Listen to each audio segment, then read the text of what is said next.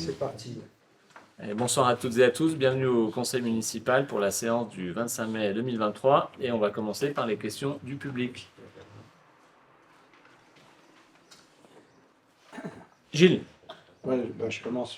vas-y, commence. Je peux partir. Non. Donc, il y a la première question. J'ai déjà la réponse. Donc, je ne pose pas de questions. C'est pour les... Ah bah vas-y, parce que ceux qui nous écoutent, ils aimeraient bien comprendre. Alors, Jean, oui, c'est pour toi. Toujours pour ces problèmes de chemin. On m'a dit que tu avais fait le nécessaire. Parce que ça fait quand même le 5e conseil, je viens, et puis que je n'ai pas de suite. Donc, nécessaire fait, donc comme devis établi par une entreprise et travaux à venir. C'est le chemin sur les berges là. C'est ta signature. Bon, normalement, c'est pas notre compétence directe, mais pour gagner Ouais, du je suis temps, on bien va sûr, faire. On se substitue au 7-3A dans Hein en Un l'occurrence. point complémentaire, Ouais. il faut savoir qu'on est sur cette zone en zone rouge du plan particulier risque d'inondation, Ouais. et qu'à ce titre, on n'a absolument pas le droit d'apporter quelque matériau que ce soit, donc on est obligé de traiter les matériaux en Sur place, de gratter. C'est ça. Ouais. Les apports sont interdits en zone rouge TPRI, c'est ce qui complique. Ah ouais. Ok, merci Jean-Christophe, donc la réponse est donnée. D'accord, merci. Une autre question, j'ai été voir ce matin Stéphane Dupertuis. Tout le monde connaît le problème. Là. Et il y aurait eu 3 ou 4 accidents sur cette fameuse route, vu que cette route est magnifique, qui serait glissante. Alors, il a déjà dû te poser la question si il y avait, je sais pas moi, est-ce qu'il faut frotter la route? Est-ce qu'il y a une solution là-dessus? Et il me dit, il y a une barrière plus loin où il y a eu un accident aussi, qui n'a pas été réglé et tout. Est-ce qu'on attend d'avoir un autre accident pour le faire?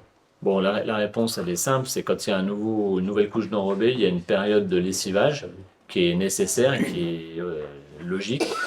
Et pendant ce temps-là, la route est un peu plus grasse. Bon, il faut quand même rappeler que ce soir-là, il pleuvait et que manifestement, la vitesse n'est pas étrangère à ce qui s'est passé. Voilà. Bien sûr. Non, moi c'est pas pour attaquer. Ça fait déjà le 4e Oui, accident. mais C'est c'est... juste pour dire, bon, attention, cette route, en fait, elle est magnifique, mais elle est dangereuse. Voilà. C'est le programme départemental pour la rénovation de la voirie départementale, hors agglomération. On peut demander au département d'anticiper, même si c'est pas très bon de faire des marquages au sol à l'origine. Ça permet, par le visuel, de ralentir la vitesse. Il coupe tout, là. De toute façon, même quand il y a le marquage... En l'occurrence, ça doublait aussi. Donc, Ça a toujours été... Ah non, mais il y a... soit bonne, pas bonne. Il y a une période effectivement où la route doit être lessivée parce qu'il y a un peu de glace. Donc c'est sûr qu'il y avait des facteurs aggravants ce soir-là et c'est bien triste. D'accord. Voilà, moi, c'est tout. Ok, merci. Autre question? Allez-y, Monsieur Bressov. Ah, c'est pour ça que j'ai demandé à Patrick de s'approcher.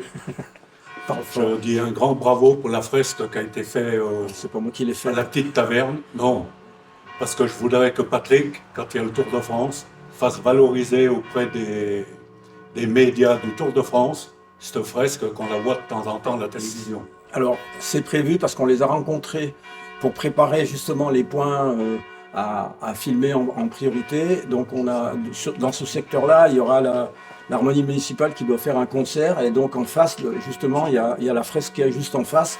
Donc, il y aura normalement des caméras. Ça, c'est prévu qu'il y ait des prises de vue sur ce secteur-là. J'espère qu'elle va rester longtemps, cette fresque. Jusqu'à ce qu'on rase le Jusqu'à Parce bâtiment. que le bâtiment disparaisse. Pour une fois qu'il y a quelque chose de beau à faire. Et c'est pas fini. Bon, Non, il y a une deuxième fresque qui va être faite sur l'école de musique actuelle. Donc c'est une fresque qui aura une vocation culturelle, celle-ci. Voilà. Et elles resteront en place jusqu'à ce qu'on supprime les bâtiments pour créer le pôle petite enfance. Mais ça va pas se faire tout de suite. Hein. Il y en a pour bien 2-3 ans, on va dire. mais un grand bravo à celui qui l'a fait. Ouais. Ouais, c'est bien. C'est celui qu'a fait Albert Camus, avenue de l'Aérodrome, avec l'inauguration des bâtiments du domaine des Cimes. On a trouvé qu'il travaillait bien, il était très, très souple. Et voilà, donc on a vu avec lui. Et, en plus, c'est quelqu'un de relativement sympa. Il y a beaucoup de gens qui se sont arrêtés pour lui poser des questions, qu'on fait des photos et tout. Donc voilà, c'est sûr que ça permet de redonner un peu de lustre à un secteur qui est quand même pas J'espère très... qu'elle sera classée. Bon, une autre question. Carré militaire de Chède. Le drapeau qui est en lambeaux le 8 mai. Commande faite. Hein? Commande faite pour le remplacement. Ouais, mais le 8 mai, vous ne pouviez pas les voir avant, au moins qu'on honore les soldats qui sont morts pour la Alors, France. j'ai pas attendu le 8 mai pour faire la commande, déjà. Oui, mais il fallait la faire avant. C'est ce faut qu'il la vient de faire. dire. Drapeau, il est en lambeaux, là. C'est ce qu'il vient de dire. C'est ce que je viens de dire, exactement. Donc, oui. j'ai pas attendu là. Et il se trouve qu'en plus, dans le cimetière, pour d'autres raisons, pour les travaux et tout ça, j'y suis souvent. J'ai même demandé d'inscrire la rénovation du carré militaire, justement, ne serait-ce qu'en peinture dans certains, pour les croix. Donc ça s'inscrit, ça avance. Et puis on est, comme pour tout, même pour un saut de peinture, on a des délais monumentaux, quoi. Et le drapeau, c'est pareil. Et les drapeaux, on peut en avoir un en un jour, on peut en avoir un en un jour, ou en 6 mois, quoi. Et en plus, là, on fait une bonne action. On s'est rapproché de l'EPDA qui fait de l'insertion et qui va nous, avec un des cadres du service technique, faire ce travail-là, y compris que ce soit le remplacement du drapeau, que ce soit l'amélioration du carré Mais moi, je militaire. parle du drapeau, ça. Oui. Non, mais bon, c'est un ensemble. Moi, quand je vais sur un chantier, je regarde Autre chose. l'ensemble du chantier. Attends, petite précision, c'est que par rapport au 8 mai, on a fait le tour cette année, c'est la première fois qu'on le faisait, parce que ça se faisait plus. On a posé des gerbes au niveau des petites stèles commémoratives, notamment à côté de Guébriand. Hein, et puis bien sûr celle de Plenjou, qui honore la résistance. Celle de Plenjou, c'est Gilbert Perrin qui avait été à son initiative. Et je pense que c'était bien aussi de marquer le coup. Donc on est allé avec plusieurs élus, déposer des gerbes, et puis on a fait un arrêt bien entendu au plateau d'Acier. On continuera comme ça à l'occasion du 8 mai d'honorer les résistants. Hein, il y a également Platé, qui est plus difficilement accessible. Mais on fera quelque chose, on a bien l'idée de faire quelque chose en termes de signalétique en bas, voilà, pour vraiment expliquer aux gens. Bon, au niveau des caveaux du cimetière de Chênes qui vont être déplacés, ça va nous coûter combien à la commune? Parce que vous allez refaire l'identique, j'espère. Et ça va nous coûter combien à la commune? On a ces mis- caveaux? Voilà. Parce que c'est carrément des monuments. Hein. Alors, il y en a certains, ouais. Il y en a, Oui, il y en a oui. qu'un qui est assez monumental, c'est le cas de Non, le ils dire. sont tous, c'est toujours à peu près dans le même prix. Ouais. Je vais quand même garder confidentiel le prix parce qu'il s'agit de négociations coup par coup avec les familles. On est en pleine discussion. C'est effectivement la collectivité qui assume le déplacement et tout ce qui va avec. C'est une opération qui vient de commencer. On a déjà 2 sépultures de déplacer. Et sur les 15 sépultures qui doivent être déplacées, déjà 11 ont déjà signé par convention un déplacement soit immédiat, soit reporté dans 1 an et demi dans la nouvelle extension du cimetière de Chênes. Derrière, c'est pour situer derrière la tombe du curé Beau et de l'abbé Berger. Derrière, on va faire cette extension. D'ailleurs, ce soir, On va en parler. on va en parler puisqu'on fait les 2 dernières acquisitions foncières pour cette extension. Et voilà. Donc, il y a déjà une partie des sépultures qu'on sait que c'est signé par convention, qu'on va, de mémoire, c'est 3 des 15, des 11 qu'on a officiellement, qui vont être déportés dans ce... Donc ça va nous amener à la commune de Passy. Non, c'est pas beaucoup. Bah non, Non, mais c'est de toute façon, pas. je ne vous crois pas, c'est tout. Bon, une autre question.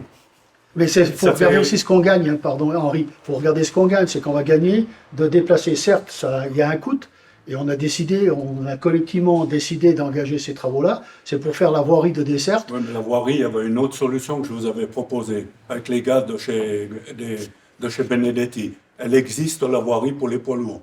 On aurait fait juste une voirie pour les voitures et camionnettes, ça suffisait largement. Non, Au lieu de faire pour qu'est-ce les qu'il y a poids chez lourds. Benedetti? Hein? Quel est le rapport avec Benedette? Parce que là, on est derrière le cimetière. Et à pas la dernière parce que je n'ai pas pu être à cause de mes problèmes de santé, celle d'avant, je vous avais dit, la solution, les 2 chauffeurs de chez Benedette m'ont dit, mais tout est là. Les camions, quand ils vont descendre de Chamonix, ils descendront, ils vont passer pour aller direct à la... Mais Henri, t'as pas compris. Laisse-moi finir, à l'usine d'incinération ou quoi que ce soit. Et quand ils vont repartir, ils reprennent la même route vers la Sablière à Port-Viau, ils vont jusqu'à Intermarché au rond-point pour remonter à Chamonix. Tout est fait là. Mais c'est pas Chamonix le problème. Mais le problème, c'est pas les camions qui viennent de Chamonix. Le problème, c'est pas les camions de Chamonix. Le problème, c'est les camions qui vont aller derrière l'incinérateur pour le nouveau centre communal, Ben oui. intercommunal, pour les bennes à ordures. Ben oui, Le ils iront problème, pas c'est la dans nouvelle zone entreprise. habitable. Pardon. Ils iront Le pas dans la problème- zone habitable. Le problème est la nouvelle entreprise qui va se mettre encore derrière, à côté du château Corbin, qui est une entreprise qui va faire de la surface, donc des employés. Le problème est, derrière le stand de tir, les 61 entreprises ou artisans qui vont s'installer, qui vont naviguer toute la journée avec des camionnettes dans les rues des Prémoulins, dans la rue de la Centrale, et c'est pour la desserte de la commune, parce qu'on a bien pensé, et on avait dû te répondre à ce moment-là, que tout ce qui était desserte par la voie de délestage de l'autoroute ou le rattrapé de l'ancienne route de Chamonix, pour le sens descendant, c'était fait pour ceux qui venaient de l'extérieur, mais pas fait pour ceux qui circulaient dans la collectivité, dans la commune, ou qui pour le travail de tous les jours. Voilà. Et puis après, donc, ce que peut-être on a oublié de dire, c'est que ça, c'est le premier tronçon qu'on est en train d'étudier. On est en train parce que bien entendu, il faut le financer. Donc ça fait 3 ou 4 mandats qu'on entend parler de la zone réservée pour faire l'extension du cimetière et cette voirie-là. Quand je dis 3 ou 4, on est plus près des 4 et quelques, parce qu'il me semble que c'est au début du poste, à l'époque du poste, dans les années 80, où cet emplacement était visé. Il arrive un moment, il faut faire quelque chose. Et puis, on a tous les jours, été bien placé pour le savoir, des pétitions qui arrivent des Prémoulins ou des cités-jardins ou de la rue de la Centrale, parce qu'il y a des camions qui circulent toute la journée sur ces voiries-là. Donc, il faut les sortir. Le but est de les sortir et les faire passer dans un premier temps, premier tronçon, par la zone, le PAE du Mont-Blanc, qui a une voirie suffisante. Certes, c'est quadrillé, on va dire que c'est pas une voirie extrêmement fluide, c'est quadrillé, ça permettra de limiter la vitesse des poids lourds en plus, et ça devrait se passer très bien, et on va gagner de la tranquillité pour les zones résidentielles. Moi, le but, il est là, il n'est pas pour les camions de Chamonix. Les camions de Chamonix, je vais même te dire, je les ai même vus, les bennes à ordures, elles descendent même pas par le cimetière, elles vont par l'abbaye parce qu'elles doivent s'arrêter au parking Mattel pour aller acheter leurs clopes et leurs journaux. Donc voilà, même ça, c'est vu. Donc les bennes de Chamonix, c'est, je ne sais pas combien ça représente. Enfin, les chams, on pourrait il y a une le douzaine savoir. de camions Mais poubelles. voilà. Bon, en tout cas, Le but, c'est pour les autres, c'est pas pour le camion. En tout cas, la priorité, c'est effectivement les 61 entreprises qui vont s'installer avec le projet Concerto sur les terrains Benedetti. Et nous, on anticipe, parce que c'est déjà problématique aujourd'hui. Et quand le projet sera réalisé, pour vous donner une idée, il y a une centaine de places de parking, voilà, sur ce secteur-là. Donc ça va bouger, c'est logique. Donc on ne veut pas accentuer le danger pour les riverains des Prémoulins et de la rue de la Centrale. Et à terme, quand on aura fait ce premier tronçon de voirie de contournement, on fermera la rue de la Centrale, après les maisons bien entendu, et on laissera la mobilité douce, mais l'accès principal à l'incinérateur devrait se faire par ce contournement-là. Si tant est que l'incinérateur persiste. On a compté, il y a quand même entre 200 et 300 maisons au bas mot sur le secteur. Voilà, et vous savez tous que la chicane qui a été instaurée à l'époque, c'est bien parce que ça a permis de casser la vitesse, mais chacun peut constater qu'il y a des trucs par terre, il y a des bouts de bois qui tombent des remorques, que personne ne ramasse, et les riverains ils en ont ras-le-bol, et ça peut se comprendre. Et puis il y a des gamins dans le quartier aussi. Et c'est surtout, il y a un problème de sécurité. Bon, puisqu'on est aux rue des Prémoulins, les pareuses est en rideau, non? La commune? Jean-Christophe, alors? Non, elle fonctionne. Ça Parce tourne. que là, vu ça pleut pas mal, Alors, tous ceux qui marchent à pied sont sur la chaussée. Ouais. Alors j'aurais pensé que les pareuses, elles donnaient un coup de chaque côté pour qu'il y ait un semblant de petit chemin pour aller jusqu'à chez Moret. Ils marchent là-dessus? Non, ils ne peuvent pas, il y a l'herbe, elle est haute comme ça, et ils sont sur la chaussée. Alors, il y a un plan de fauchage qui a été mis en place par les Oui, mais services. c'est urgent, celle des Prémoulins. Il y a Il y a un 110 plan de fauchage, kilomètres il y a un plan de fauchage qui a été mis en place avec les services, que vous pouvez consulter d'ailleurs, qu'on a mis sur Internet. Donc vous voyez les zones avec une date approximative. On a eu quelques soucis techniques au niveau du matériel en début de campagne, pas de chance. Hein. Respecter le planning pour autant. Mais le planning est respecté, parfait. Donc il y a une partie que la commune fait, une partie que l'on sous-traite. Et justement, on a communiqué sur les dates de fauchage par zone. En gros, parce qu'il y a des aléas, comme vous le dites, il pleut en ce moment, c'est pas toujours évident. Les prémoulins, on en revient toujours au même, et ça a été posé en question en réunion publique. On sait qu'il y a un problème sur cette voirie, on sait qu'il y a des piétons, mais la réponse qu'on a déjà faite aussi, c'est les piétons qui le peuvent, ils passent par la rue de l'avenue de l'Aérodrome pour se rendre à l'abbaye, et c'est beaucoup moins dangereux, quoi. Voilà. Et puis, pas plus. Voilà. Vous ne pouvez pas les déplacer comme ça, les gens qui sont. Non, mais c'est. Il y a même pensent. même les ouvriers qui vont dans la zone Ils pensent. industrielle, ils passent par là. Ouais, non, mais pour la desserte de la zone, c'est différent. Et on a fait une réunion publique avec les entreprises de la zone il y a 2 semaines à peu près. On sait qu'il y a une demande, et nous, on est partisans d'apporter des solutions, de desserte bus notamment, et on a de la place. Et c'est clair qu'à terme, il faudra qu'on fasse une vraie voie verte en mobilité douce et sécurisée, comme on a fait de l'autre côté. Mais on en a dans tous les sens à faire. Il y a un moment, on peut pas, voilà, on peut pas se disperser. Ouais, mais sécuriser les gens qui sont sur la rue des Mais c'est bon, tout. avant, la Qu'ils soient réponse, heureux, c'est d'un sur coup, Salvador ça Allende. dure 3-4 heures et puis c'est tout. Mais ça va être fait. Je connais pas les dates. Bon, le fauchage je suis intervenu auprès des services il y a 10 jours, parce que vu la saison, on a eu une pousse extrêmement rapide il y a 10-15 jours. Donc j'ai demandé qu'on inverse certaines dates, c'est-à-dire de sécuriser les endroits les plus dangereux, Carrefour. c'est-à-dire les carrefours. Et ça a été fait. Hein, et ça a été fait, bien fait. Les services ont réagi rapidement, il n'y a pas de problème. Après, bon, on a 110 km de voirie. Alors, Oui, ils ne sont, je sais. sont pas tous Mais bordés. C'est au niveau de la par de l'air. sécurité. On a deux C'est tout. engins de Oui, la mais commune. on parle de la sécurité des gens. On a deux pas- engins de la commune qui font du fauchage tous les jours, et j'en vois passer ici, j'en vois un qui passe aux heures d'embauche, qui passe tous les jours là. Et puis on a certaines voiries qu'on sous-traite. Donc ça veut dire qu'il y a au moins 3 engins sur la commune, pour ne pas dire 4 ponctuellement, qui travaillent sur les 110 km de voirie. Faire plus, c'est un budget encore différent.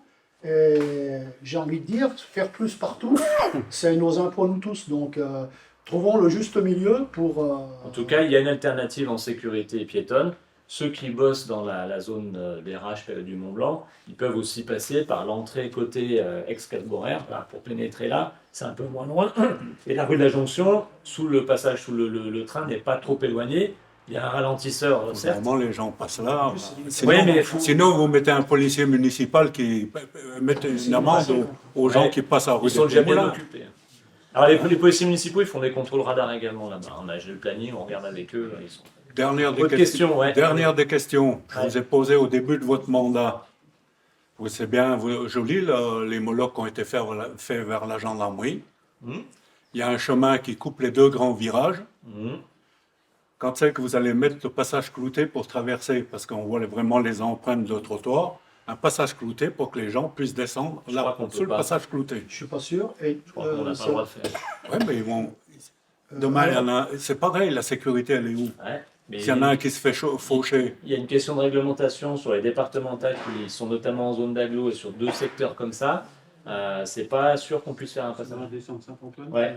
ouais. Il faut pas oublier aussi qu'avec le règlement local de publicité, l'entrée C'est là que je veux en venir, va être déplacée. Ouais, l'agglo elle va être déplacée, mais normalement on a le même problème au Jardin des Cimes. Je crois que c'est d'ailleurs l'exemple que j'avais pris. C'est qu'au Jardin des Cimes, on est sur une départementale et qui donne sur rien entre guillemets, et on n'a pas le droit de faire de passage protégé, il me semble. Il y en a Je pas. crois qu'on a fait Pas de conneries. Non, il y a du Non, il y en a. Il n'y en a pas. Et on n'a pas le droit de faire le passage protégé entre le parking et l'entrée du jardin. Ça, c'est réglementé. Donc,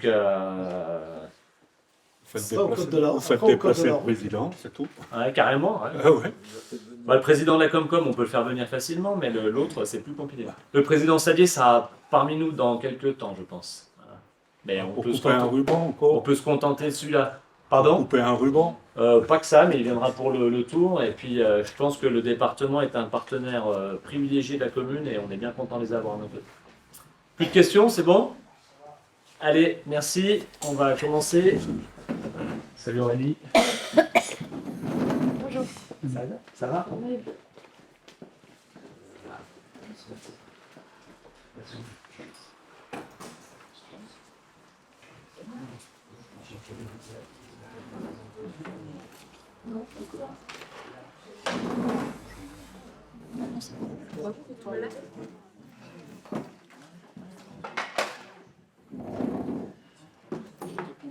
Je te donne un verre.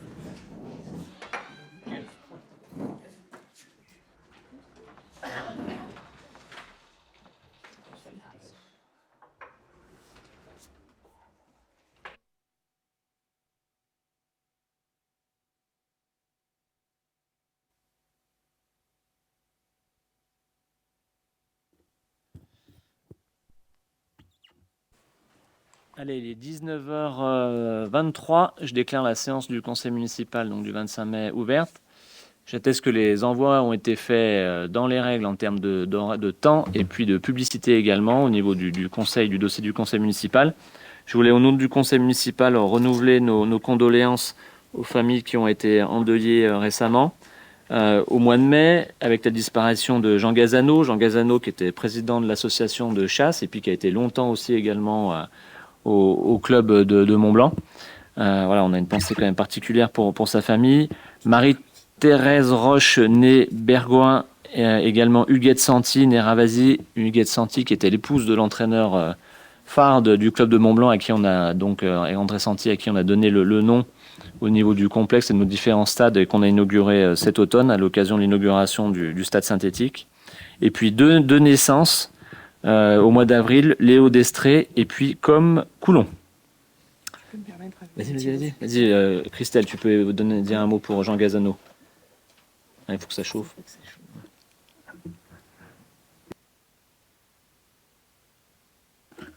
Voilà, oui, je voulais rajouter un petit mot pour Jean Gazano, puisqu'il était, membre de la commission environnement, en fait de notre comité consultatif environnement. Donc j'ai une pensée pour lui, effectivement, aujourd'hui. Et puis on avait fait la dernière assemblée générale, j'avais fait la dernière assemblée générale cet automne avec l'association de chasse au cinéma du plateau d'Acier. Voilà, c'est une disparition assez subite. Voilà. Alors, je vais procéder à l'appel des élus. Donc, Christelle Rébet, Jean Fontaine, Annette Bordon, Alain Roger, Belguine Sétine, donc, qui est excusée, qui donne pouvoir à Vanessa Tournier, qui est ici, Jean-Yves Demelin, Delphine Chatrian, Clément Valentin, Vanessa Tournier, donc, André Timjot, absent excusé, donne pouvoir à moi-même, Jean-Pierre Morin, il est là, ouais, pardon, je te cherchais du mauvais côté, Rémi Klein, il est là, Aurélie Le Navenant, Maurice Sadzo, Céline Sicoli, absente excusée, donne pouvoir à Christelle Rébert, Romain Bonnet, absent, donne pouvoir à Rémi Klein, Anne-Marie Fontaine, Patrick Amadei, Véronique Bizet, donne pouvoir à Annette Bordon, Ludovic Pichon, donne pouvoir à Alain Roger, Liliane Duval, absente excusée, donne pouvoir à Delphine Chatrian, Taoufik 12, absent excusé, donne pouvoir à Maurice Sadzo, Lisa Grosset, donne pouvoir à Jean Fontaine, Ludwig Bianchine, qui est pas encore absent, il n'a pas donné de pouvoir. Non. René Traché-Giquel, présente. Bruno Valentin donne pouvoir à Clément Valentin. André Pastéris, Fabrice Dugerdil. Jocelyne Berwex donne pouvoir à Fabrice Dugerdil. Alexandre Bonneton donne pouvoir à André Pastéris. Marie-Charlotte Aubry, je vais y arriver. Absente donne pouvoir à Jacques Sartelet. Jacques Sartelet. Très bien, merci. Bon, ça sent le pont là. Hein, ouais, là. Bon, il y a des belles journées, il faut en profiter. Donc lundi, c'est encore férié, ouais. On va démarrer. Donc le secrétaire de séance, c'est Annette Bordon. Merci Annette. Et puis donc on ajoute une délibération sur table, comme vous avez pu le voir, concernant une modification d'une délibération donc du 10 juillet 2020 par rapport au montant maximum du droit de préemption exercé au nom de la commune. Est-ce qu'il y a des oppositions à ce qu'on examine cette délibération à la fin du conseil? Pas d'opposition, pas d'abstention. Ok, merci. Donc on passera cette délibération à la fin du conseil municipal. Donc l'approbation du compte-rendu, du dernier compte-rendu, donc conseil du 27 avril. Est-ce qu'il y avait des remarques ou des corrections? Pour l'opposition, c'est bon. Eh bien écoutez, je vous remercie. Adopté, pas d'opposition, pas d'abstention, adopté à l'unanimité. Alors, première délibération, la deuxième délibération du conseil municipal, c'est la désignation d'un référent déontologue. Donc, dans la loi qui a été, la loi dite 3DS qui a été votée dans le mandat précédent, au niveau de la législature précédente, elle désigne, on doit désigner à partir du 1er juin 2023 un référent déontologue pour les élus locaux. Donc, chaque élu local pourra, au sein du conseil municipal, mais aussi dans les autres assemblées le consulter. Il est indépendant et impartial, hein, donc il est donc hors de la collectivité. Donc il y avait deux noms qui étaient proposés. On a proposé David Bayeul, professeur des universités, qui a beaucoup d'expérience, qui est doyen des facultés donc de l'université de Savoie-Mont-Blanc, Et puis surtout, il a une expérience de consultant un peu indépendant auprès des collectivités territoriales. Donc c'est quelqu'un qui n'est pas seulement dans l'exercice et l'enseignement du droit ou de la recherche. Il a côtoyé les collectivités de presse. C'est important, hein, parce que il y a les textes et puis après il y a la pratique et les problématiques auxquelles on peut être confronté, et notamment en tant qu'élu. Voilà. Donc les modalités de saisine, c'est simple, hein, on peut le saisir directement, hein, donc soit par mail ou par écrit, en sachant qu'on privilégie plutôt les mails. Donc vous avez normalement il y a le mail qui doit être précisé dans la délib, et on peut même avoir la possibilité d'en créer un spécifique, hein, il me semble. Voilà, donc le référent déontologue, il apporte un avis consultatif. Voilà. Il n'a pas d'influence précise sur l'exécutif au niveau de l'Assemblée. Et donc, son revenu est fixé par décret, hein, c'est au niveau national, et c'est par le nombre de dossiers qu'il traitera éventuellement, quoi. Voilà. C'est 80 €, ouais, précisé. Qu'est-ce qui se passe? Ah, ouais. Ah bon, on doit laisser ouvert normalement, il faut que les gens puissent rentrer. Est-ce qu'il y a des questions? Voilà. Pas de questions? Donc voilà, ça peut être la sollicitation du référent, ça peut être par rapport à un conflit d'intérêts entre sa position d'élu et une participation dans une association, une entreprise. Ça peut être dans des différents domaines, en termes de profession également. Est-ce que c'est compatible éventuellement avec la municipalité? Alors bon, là, ça fait 3 ans qu'on est élu bientôt, donc il n'y a pas eu de souci, mais ça peut être le cas avec l'arrivée d'un nouvel élu, par exemple. La saisine, elle est secrète. Oui, c'est à la discrétion, donc oui, c'est pas public. Est-ce qu'il y a des questions? Non? Oui. Monsieur Pastéris. Comment on peut éventuellement rencontrer cette... Alors, comme je disais, c'est une saisine par mail. Alors, le rencontrer, je ne sais pas si c'est rencontrer, mais le contacter. Hein, mais on vous donnera les coordonnées à chaque élu, vous aurez les coordonnées, puis vous ferez... il faudra bien préciser que vous êtes élu au conseil municipal de Passy, mais après, c'est à votre discrétion, donc on n'est pas censé être au courant. Voilà. Ah oui, c'est ce que j'ai dit, c'est payant. Donc c'est comme le précisait monsieur. Oui, mais c'est pas l'élu qui paye, hein, c'est la collectivité. Hein. Mets ton micro, s'il te plaît. Oui, il n'y a pas un montant annuel déjà, normalement, qui est payé par la commune, plus après, parce que moi, par rapport à mon travail, j'en ai un, justement, et je paye un montant annuel forfaitaire, plus après chaque personne qui demande. Ouais, non, là, c'est vraiment c'est les 80 € par dossier traité. Voilà. Monsieur Cara. Un tout petit complément, c'est-à-dire qu'un élu peut solliciter donc le référent pour son cas personnel, hein, pas l'interroger sur le cas d'autres élus ou d'autres personnes de la commune, déjà. Donc voilà, c'est pour son cas personnel, premièrement. Et deuxièmement, c'est évidemment secret, hein, c'est-à-dire que voilà, l'élu passe son message, sa demande d'information et a la réponse. Et nous, au niveau de la mairie, on a juste besoin d'avoir l'information qu'il a été sollicité, parce qu'effectivement, on verra arriver la facture. Voilà. Mais nous, on n'a pas connaissance, évidemment, des informations qui sont échangées, quoi. Donc, on vous donnera effectivement communication d'une adresse mail pour le solliciter. Merci de ce complément, monsieur Cara. Est-ce qu'il y a d'autres questions? Non, mais monsieur Cara, on vous donnera, on donnera à tout le monde, pas spécialement. Oui, à tout le monde, c'est ce que j'ai dit. Aux élus. 33 élus, ouais. Conseil municipal. Voilà. Merci. Est-ce qu'il y a d'autres questions? C'est bon? Alors, je vous propose de voter la délibération. Est-ce qu'il y a des oppositions? Est-ce qu'il y a des abstentions à cette nomination? Non? Eh bien, écoutez, merci. Votez à l'unanimité. Délibération numéro 3, c'est celle qui concerne donc le lien entre la commune, le département et l'ASO dans le cadre du Tour de France. Patrick. Bien, bonsoir à tous. Je voudrais saluer particulièrement ce soir un ex-membre de la commission du service des sports, excusez-moi, qui travaillait avant à la commune de Passy et qui nous regarde assidûment depuis sa commune du Pays Basque. C'est M. Jean Moulin qui était dans nos services et qui nous suit régulièrement. Donc voilà, je voulais saluer cette personne-là. Donc, il s'agit du Tour de France. Vous savez, tout le monde sait maintenant que le Tour de France part de la commune de Passy pour le contre-la-montre, 16e étape, le contre-la-montre Passy-Combloux. Et donc, il y a un contrat tripartite à signer entre les collectivités hautes, département de la Haute-Savoie représenté par Martial Sadier, président, la commune de Passy, représentée par M. Raphaël Castéral, notre maire, et la société Amaury Sport Organisation, représentée par Christian Prudhomme, directeur délégué. Alors, ce contrat, il fait 15 pages, recto verso, donc je vous exonère de la lecture, parce que sinon on est là demain matin, surtout si je lis doucement. Et donc, par contre, il définit les conditions d'accueil, de concession des droits promotionnels, il définit les droits publicitaires pour les collectivités hautes, la participation financière du département qui sera de 90 000 € hors taxe pour l'engagement à cette étape.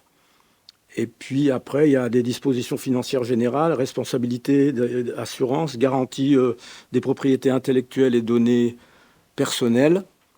Il y a un cahier des charges technique, logistique, administratif et communication. Voilà, c'est assez long, assez compliqué, mais bon, ils ont tellement l'habitude que tout est réglé par ce contrat. Donc voilà. Et j'en profite pour vous dire que depuis qu'on est arrivé, on a souhaité un engagement fort de notre commune sur le long terme en direction du développement du cyclisme, en particulier, mais du développement des déplacements doux en général. Ce développement, il est dans deux directions. Il est en premier en direction des passerangs et puis en direction aussi du tourisme cyclosportif. On a déjà commencé pour les passerangs, on travaille sur les pistes cyclables. Aujourd'hui, on a fini la réalisation de l'avenue Salvatore Allende. On a dans les cartons pour probablement l'année prochaine l'aménagement des Granges Valais. Et puis d'autres projets qui viendront au fil des travaux de réseau et de voirie générale, qui sont pour la plupart à l'étude et d'autres qui sont un petit peu avancés, mais qu'on ne fait pas, bien entendu. On a tellement à faire que ça va être étendu sur plusieurs années. De plus, pour le vélo, on a aujourd'hui mis en place une action par rapport au parking vélo. On installe sur la commune 240 à peu près, je crois, c'est ça, 240 parkings vélo. Donc c'est quand même un gros effort. Et vous allez voir que dans les 3 ans, il y en aura pratiquement dans tous les points des lieux publics, etc. Et troisièmement, on a eu une réunion et un déplacement sur les pistes cyclables de la vallée avec Christelle Rebet, le comité environnement. Tu y étais, Jacques? Voilà. Il y avait aussi la commission des sports. On a répertorié tous les points sensibles aujourd'hui, les passages dangereux entre parenthèses, et donc on va engager une action par rapport à ces points-là. Donc ça, c'est pour les passerangs. Et puis, pour appuyer cette politique cycliste, on s'appuiera sur des événements importants qui nous donneront des gros axes de communication envers la France en général, mais par rapport au Tour de France, dans le monde entier, on aura des images. Donc aujourd'hui, on a le Tour de France. En 2027, il y aura le championnat du monde de cyclisme sur le département. Ça sera la première fois que ça existe, où seront regroupées toutes les épreuves de cyclisme qui puissent exister, que ce soit du BMX, du VTT ou du vélo de route et autres. Et donc, la commune de Passy, elle est inscrite là-dedans. Et on vous dira, quand il le faudra, l'épreuve ou le morceau d'épreuve qui viendra sur notre commune. Entre-temps, donc 2023-2027, entre-temps, on postule pour une arrivée du Tour de France féminin à pleine joue, parce que comme ça, on va s'appuyer, on va s'inscrire dans le long terme. On ne s'inscrit pas faire une action ponctuelle comme le Tour de France, dépenser beaucoup d'argent, puis plus rien derrière. À mon avis, ça n'a aucun impact sur le cyclisme sur la commune, alors que si on en fait plusieurs, alors il ne s'agit pas d'en faire toutes les années, mais voilà, d'en faire 3 sur 4 ou 5 ans, je pense que ça marque les choses et on sera au moins autant connus que nos communes voisines du sommet des sommets de la vallée, qui sont très friandes de gros événements et qui s'empressent toujours de nous mettre la couverture sur le dos. Voilà. Donc, si vous avez des questions par rapport au contrat. Je voudrais rappeler en même temps aussi l'inauguration cette semaine de l'association Bicyclable, à qui nous avons prêté un local, ce qui va permettre donc aux passants d'utiliser ce local, puisqu'il y a un atelier et des outils qui sont mis à disposition des personnes, et ce à titre gratuit, pour un montant uniquement, enfin, d'une adhésion à 12 € l'année. Voilà. Merci Jean-Yves, merci pour ce rappel. Patrick, tu as raison. Alors, c'est vrai que les championnats du monde en 2027, ça va être un énorme événement pour le département. Alors, pour le moment, ils sont en train de réfléchir. Il y a beaucoup d'épreuves.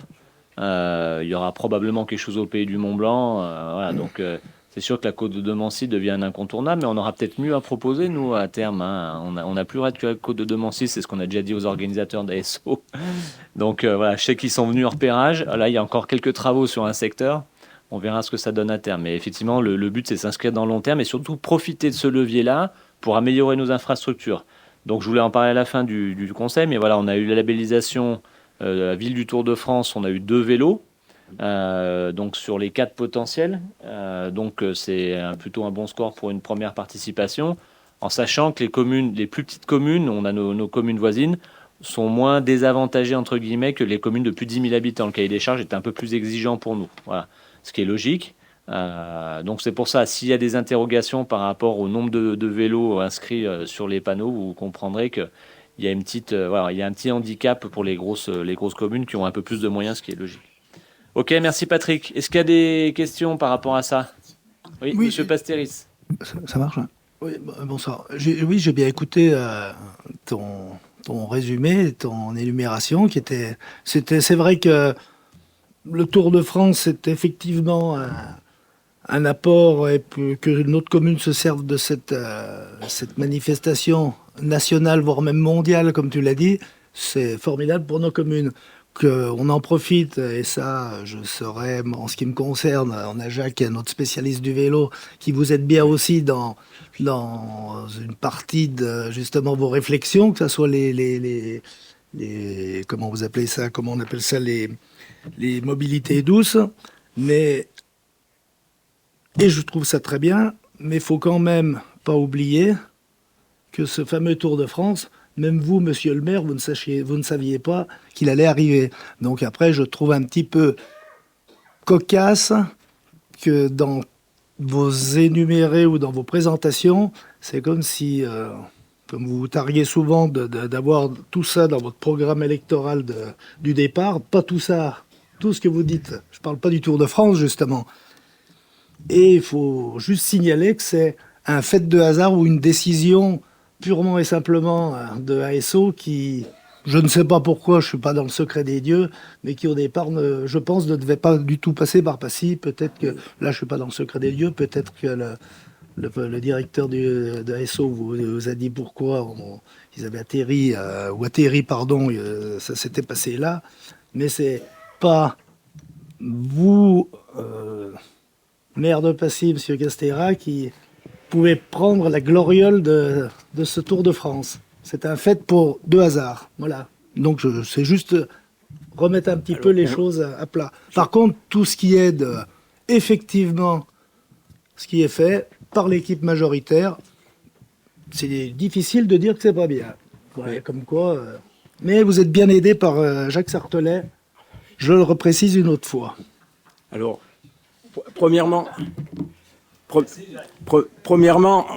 on n'a pas tiré de gloriole du Tour de France. L'étape du Tour de France, c'est le président du Conseil général, du département, pardon. C'est le président du département qui nous l'a obtenu, entre parenthèses. C'était une surprise parce qu'on n'était pas au courant.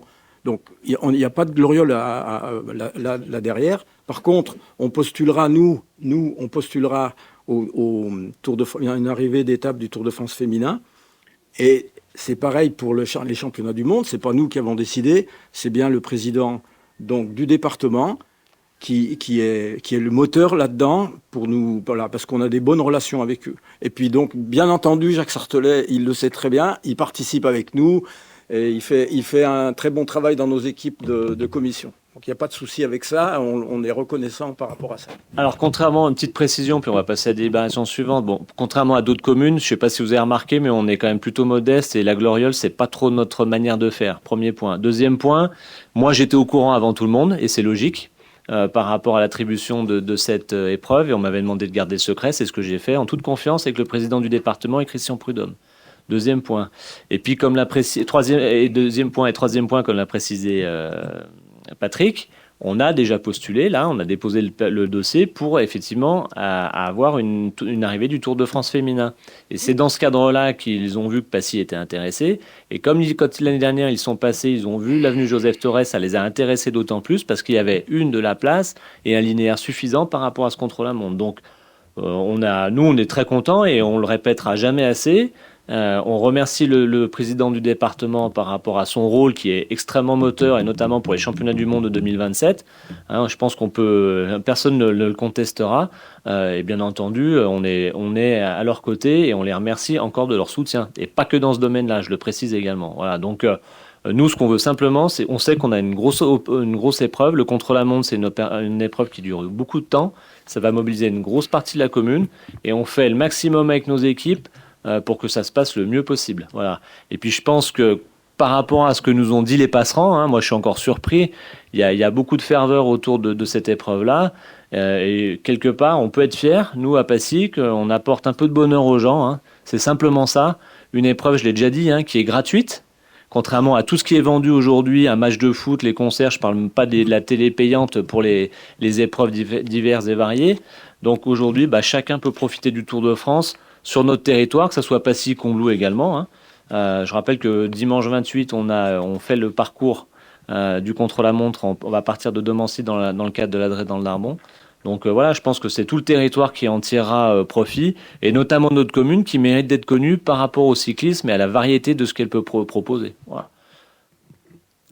Alors pour terminer, je voudrais simplement remercier les services de la collaboration parfaite qu'ils ont eue, parce que c'était beaucoup de travail supplémentaire pour eux. Il y a énormément de réunions.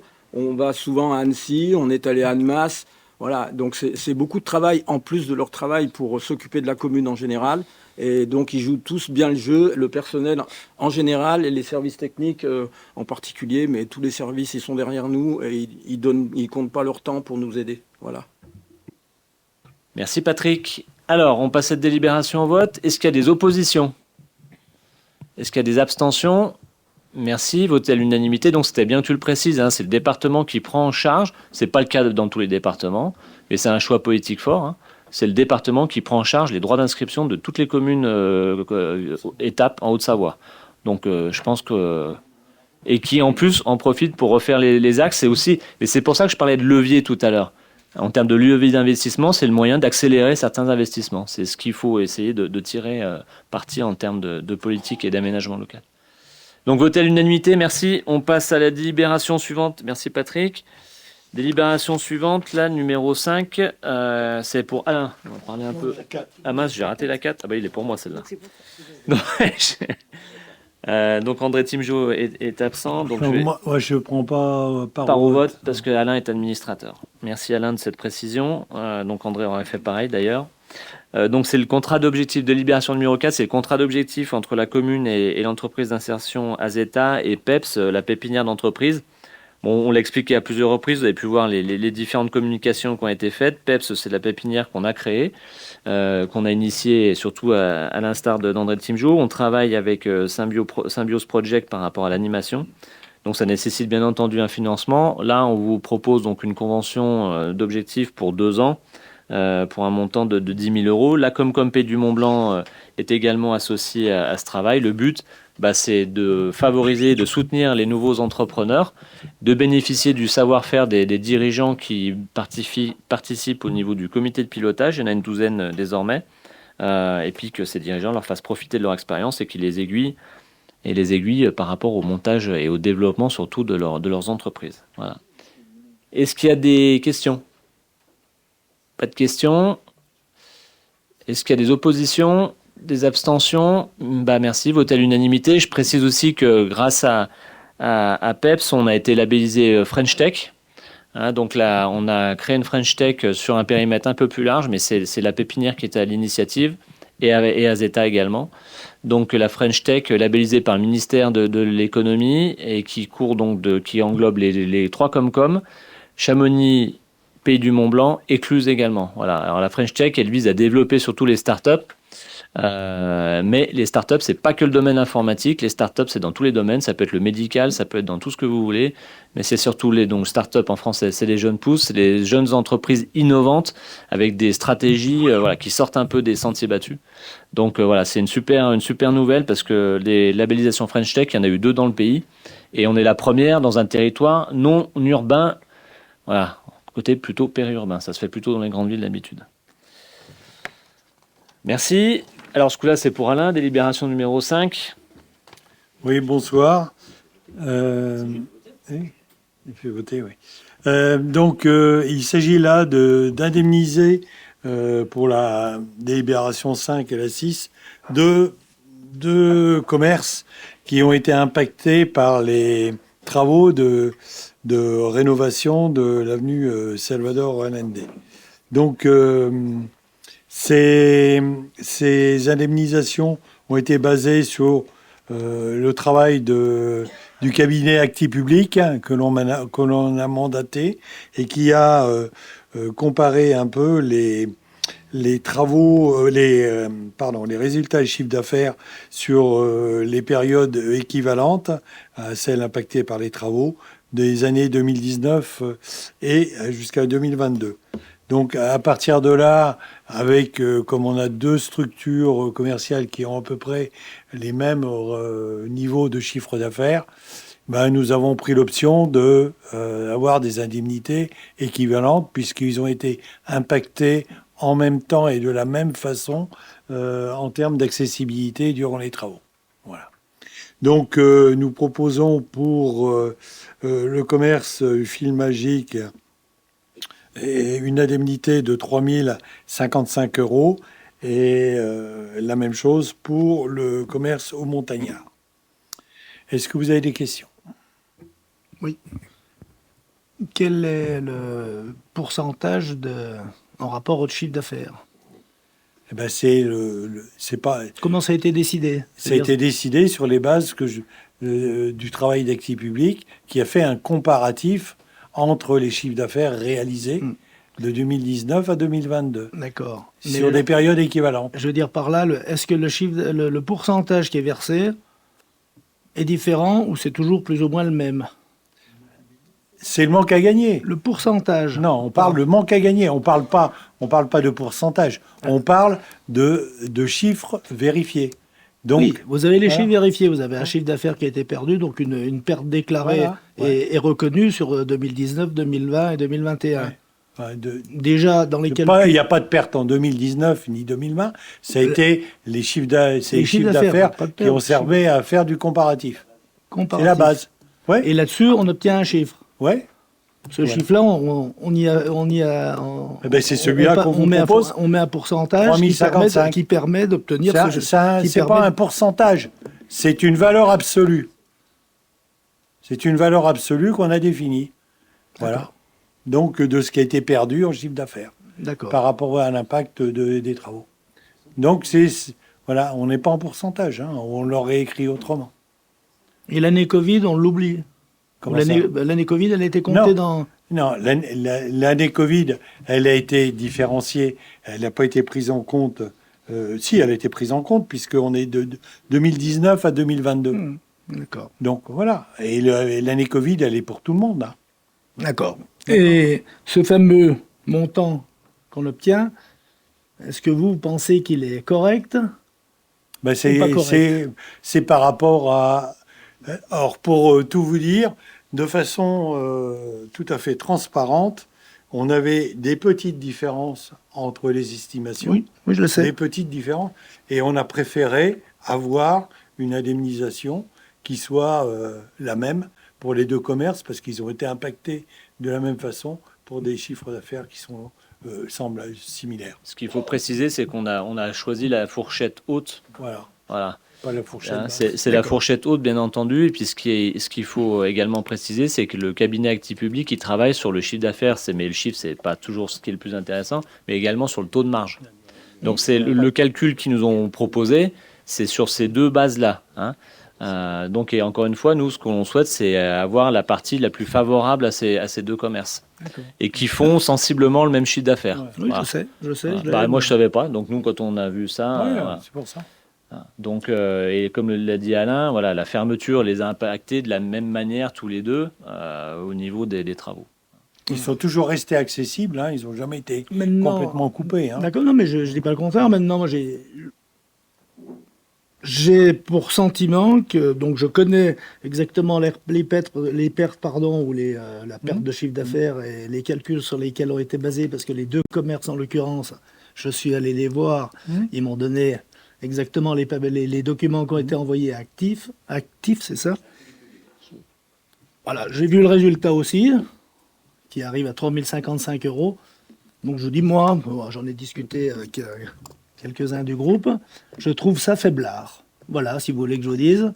Et donc, c'est pas pour ça qu'on va voter non, bien au contraire, ça va être oui.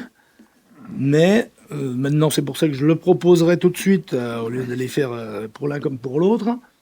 Je verrai bien, monsieur le maire, ou donc l'équipe majoritaire et la commune, octroyer, dans la mesure des possibilités à ces deux commerces, une petite rallonge. Et je pense, j'ai pas de doute sur ce que je dis, mais peut-être que je me trompe, il y a possibilité.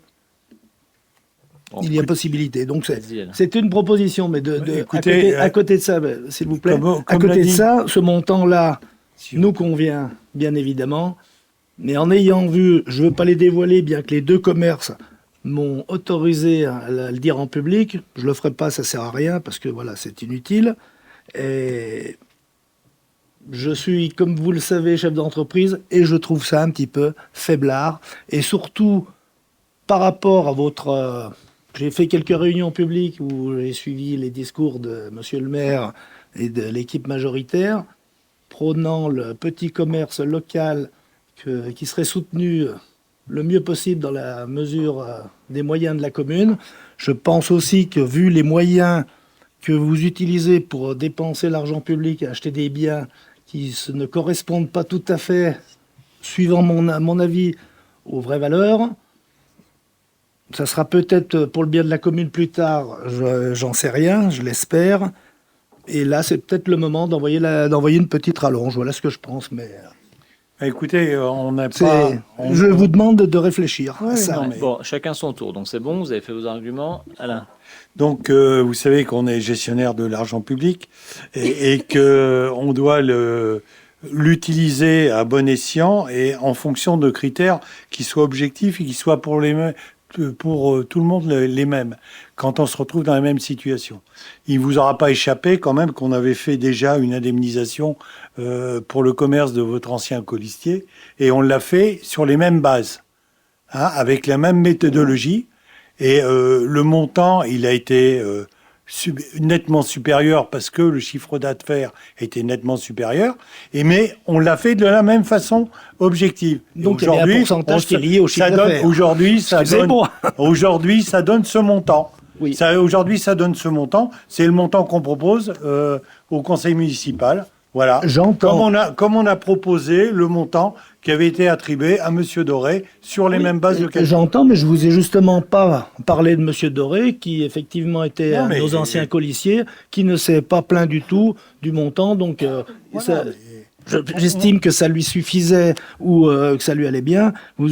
Par contre, justement... C'est une question d'équité. On travaille de la même façon pour les personnes qui se retrouvent dans la même situation. Donc quand même ce résultat-là, qui est là, 3055 €, s'il y a équité, il y a pourcentage sur un chiffre pour arriver, et l'équité, c'est le pourcentage sur un chiffre. Évidemment, on ne travaille pas en pourcentage, mais en valeur absolue. Évidemment que si le chiffre d'affaires est plus élevé, évidemment que l'indemnisation sera plus élevée. C'est d'une logique implacable. Mais cette indemnisation, vous l'avez dit vous-même, elle est équitable. Si elle est équitable, ça veut dire qu'elle est liée à un pourcentage. Voilà. Non, donc, elle est liée ce n'est pas grave. C'est pas au résultat du chiffre d'affaires. D'accord. Mais écoutez, si vous voulez rester sur votre pourcentage, restez sur votre pourcentage. Mais ça n'a pas de sens par rapport à la méthode d'évaluation qui était. Mais bon, mise vous en m'avez œuvre. lancé, Allez. vous m'avez lancé sur le commerce de notre ex-colistier, justement. Ça sera ma deuxième question. Non, mais il y a Christelle Robet qui va intervenir, s'il vous plaît. Voilà, donc vous poserez votre question après. Non, mais attendez, je vais intervenir là-dessus. En fait, votre chiffre d'affaires ne correspond absolument pas, enfin, votre bénéfice ne correspond jamais à un pourcentage de chiffre d'affaires pour des activités différentes, car votre taux de marge intervient dedans.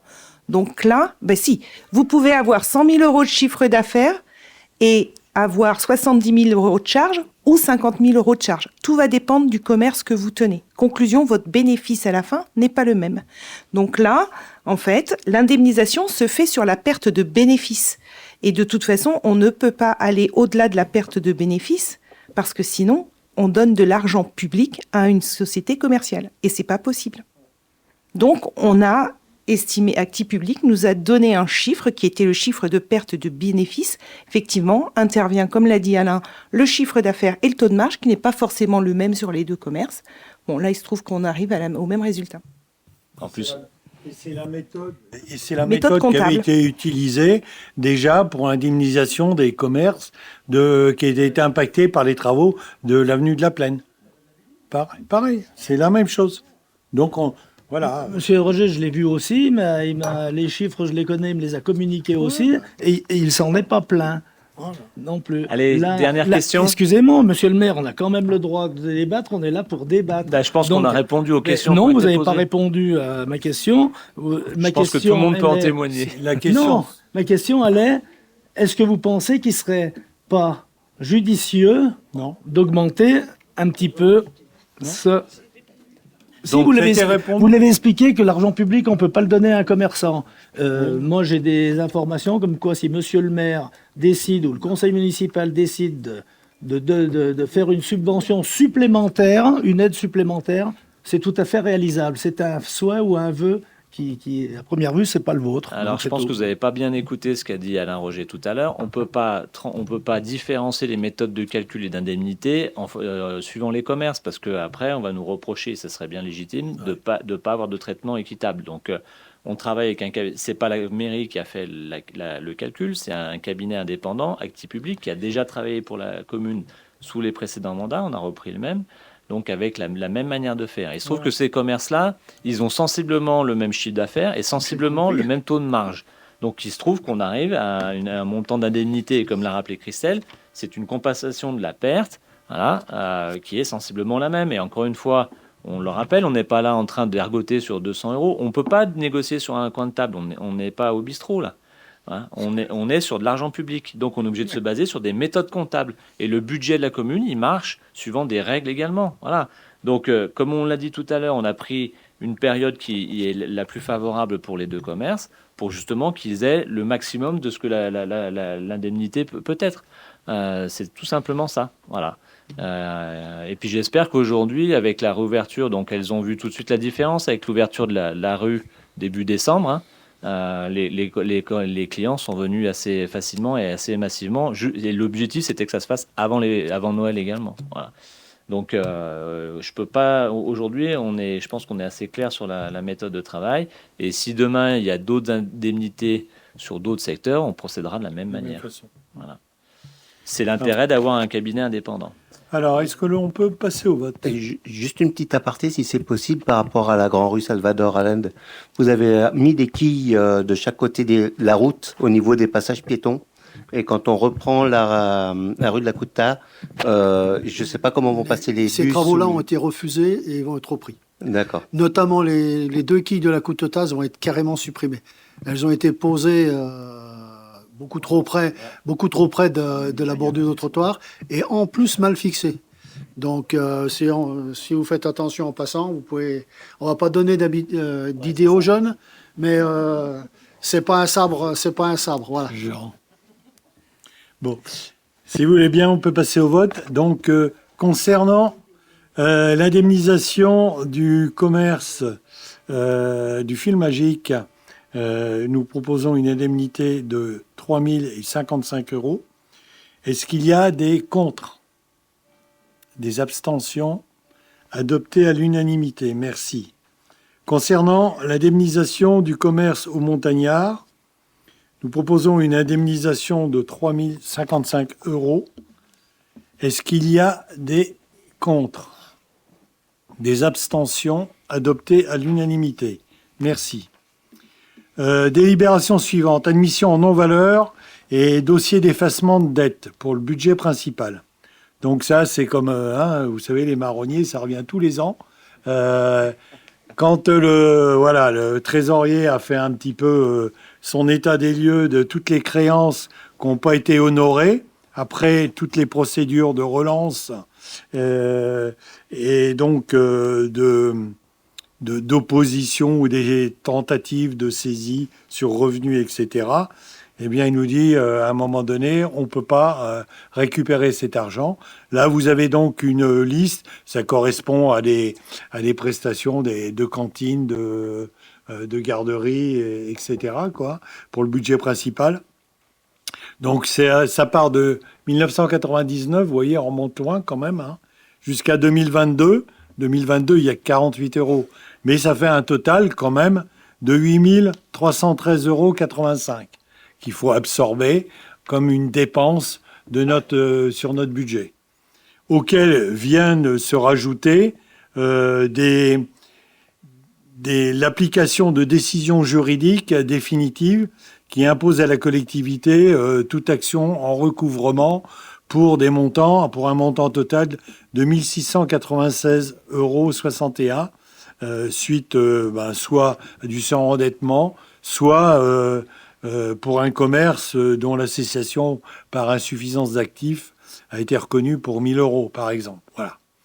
Donc, le conseil municipal est invité à voter pour décider de la mise en non-valeur de titres de recettes correspondant à un montant total de 8 313,96 €, décider de l'effacement de dette des dossiers de dossiers transmis par la perception pour un montant de 1 696,61 € et d'imputer donc ces dépenses aux articles 61 et 61-41 et 61-42, respectivement perte sur créance irrécouvrable et 61-42 créance éteinte.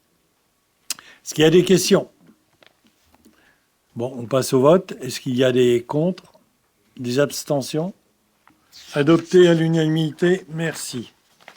On a la même chose pour Plainjoux, mais pour Plainjoux, ça correspond, ça va pour les exercices 2005 à 2014. C'est des secours sur piste pour lesquels on n'a pas pu avoir les remboursements, notamment par absence de déclaration ou je dirais, fausse déclaration sur les assurances. Donc, il y en a pour 3 434,20 €.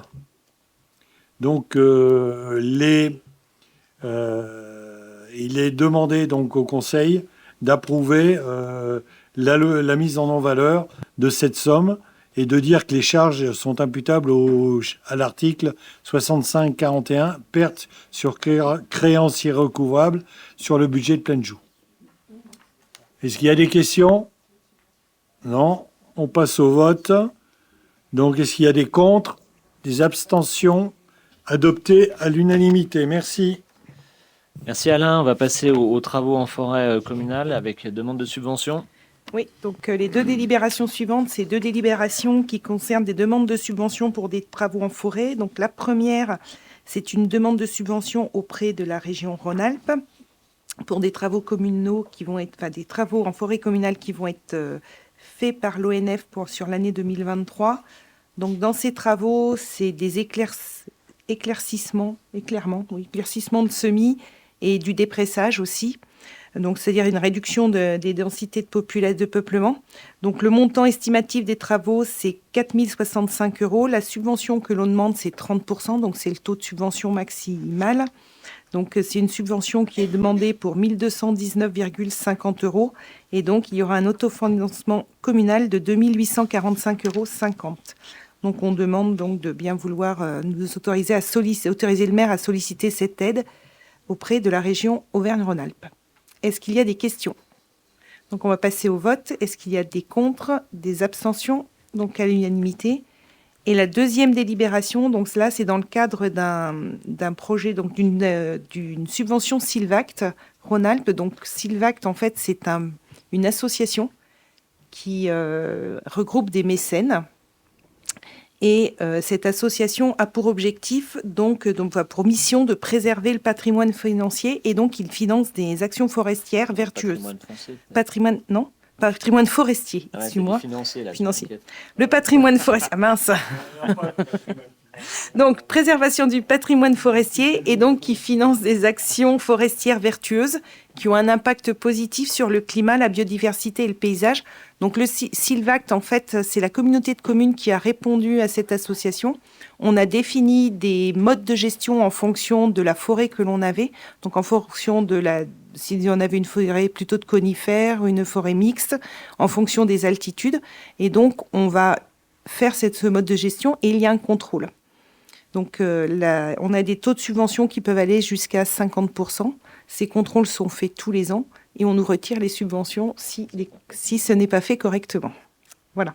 Donc, on a des travaux estimatifs, un montant de travaux pour 8 134 €. Une demande de subvention qui représente donc 3 505 €, soit 43%. Donc, il y aura un autofinancement communal pour 4 629 €. Les parcelles concernées, c'est les parcelles 26 et 27, c'est au niveau de Sanselmoz. Et la parcelle 31 sur la subvention précédente, c'était au niveau du lac Vert. Voilà. Est-ce qu'il y a des questions? Donc, on va passer au vote. Donc, est-ce qu'il y a des contre, des abstentions? Donc, à l'unanimité. Merci. Merci Christelle. Allez, taxe de séjour, Palace, monsieur Roger. Oui. Mets ton micro. Cette délibération, donc, juste pour objectif de combler un oubli. Alors, ça nous a été rappelé parce que on doit normalement délibérer pour toutes les catégories d'hôtellerie et, j'irais, de logements à caractère touristique, et y compris les palaces. Donc, on n'avait pas cette ambition, mais on nous l'a rappelé. Donc, on rajoute la catégorie palace. Voilà. Peut-être qu'un jour, il y en aura un, qui sait. Avec un tarif. Donc, on a repris le même tarif qui est appliqué sur les communes voisines, qui ont peut-être la chance d'avoir des établissements de ce type. Et donc, on vous propose de rajouter la catégorie Palace avec un tarif de 4 € par nuitée. Est-ce qu'il y a des questions? Oui, par rapport aux chambres d'hôtes, dans le tableau, on ne les voit pas apparaître. Si, chambre d'hôtes. Tu l'as, hôtel de tourisme première. Il y a plusieurs catégories de chambres d'hôtes aussi, donc quelle que soit la catégorie. Ah ouais, alors après, ça dépend des classifications qui sont faites par différents organismes aussi. Alors moi, sincèrement, j'ai pas la réponse à la question. Je sais que par exemple, il y en a, c'est 2, 3 épis, etc. Mais c'est des chambres d'hôtes. C'est le niveau de confort, mais c'est toujours catégorie chambre d'hôte. Ouais, mais là, le classement des meublés touristiques, il est opéré avec l'Office du tourisme. Donc là, notamment la taxe de séjour, elle est là pour tirer un peu vers le haut et inciter à l'amélioration des logements. En plus, les critères ont évolué il n'y a pas très longtemps. Donc il y a pas mal de logements qui étaient critérisés à l'époque et puis qui sont tombés dans le non classé, entre guillemets. Voilà. Mais ça, ce que tu évoquais, c'est propre à une marque en particulier. Voilà. Mais là, les meublés, je pense que ce que tu donnes comme exemple, Fabrice, ça doit être effectivement dans les classements meublés tourisme, en sachant qu'aujourd'hui, dans les analyses de fréquentation du Pays du Mont-Blanc, et notamment à Passy, les nuitées, alors vous allez me dire, à Passy, c'est pas compliqué, on n'a pas trop de lits professionnels. On en a quand même, hein, mais les nuitées en particulier, comme ça, elles sont majoritaires. Mais même au niveau du Pays du Mont-Blanc, à certaines périodes, ça outrepasse les logements connus, les hôtels et les résidences de tourisme. Voilà. Merci. C'est bon? Merci, mais justement, en petite précision, c'était là un petit peu l'objet de la question qui au départ devait être posée par Alexandre Bonneton. À première vue, les plateformes, justement, c'est là cette fameuse catégorie où l'éventuel loueur, il paye à la plateforme suivant sa classification un montant différent. Et c'est là, est-ce que nous, on peut, justement, c'est pas spécialement pour vous mettre en tort, c'est justement qu'il y a quand même un vide ou un problème. Je vais te répondre. C'est-à-dire qu'aujourd'hui, les plateformes, alors, on va essayer d'améliorer déjà la perception de cette taxe de séjour. C'est un objectif. Et pour ce faire, on va investir, je dirais, sur un logiciel avec une société de services qui permet, d'une part, d'avoir par des traitements informatiques croisés, de voir un petit peu tout ce qui existe en termes de flux sur la location comme ça saisonnière. Mais aujourd'hui, par exemple, tu parlais des plateformes, les plateformes type Booking ou même, je dirais, le Bon Coin, nous reversent des sommes globales, mais on n'a pas de détails. Donc, demain, avec ce logiciel, et avec ces sociétés de services, on pourra avoir ces éléments de détail. Ce qui nous permettra aussi, peut-être demain, de pouvoir faire évoluer un certain nombre de choses. Mais aujourd'hui, on n'a pas les outils. Donc ça, on le met en place pour la fin de l'année. Normalement, ça devrait être opérationnel pour le 1er novembre. De façon qu'on démarre avec ces nouveaux outils pour la saison d'hiver. C'est très bien, voilà. Moi, une réponse claire. Merci. Est-ce qu'on peut passer au vote pour les palaces? Est-ce qu'il y a des contre? Des abstentions? Adoptées à l'unanimité, merci. Merci Alain. Allez Jean, on passe à une servitude pour Enedis. Donc, comme d'habitude, dès que des travaux réalisés par Enedis ont fait une servitude d'alimentation de réseau pour l'électricité, et celle-ci se situe dans le périmètre de Pracoutan. Et si vous regardez le plan qui est en dessous dans la délib, c'est notre réservoir d'eau. Donc, à l'occasion de la vente à un privé de tout le complexe de Pracoutan, tout le réseau électrique, comme les autres réseaux d'ailleurs, mais là il s'agit d'électricité, ont été repensés, et il a fallu, nous on avait un sous-compteur, la commune avait un sous-compteur par rapport à Pracoutan. Là il a fallu nous tirer une ligne, donc on fait une servitude pour passer, avec c'est classique, hein, donc on leur dégage 1 mètre de large. Par contre, ils sont pas propriétaires du terrain, et en plus, ils nous font une indemnité forfaitaire de 70 € pour le passage de cette servitude. Y a-t-il des questions? Non. Donc on passe au vote.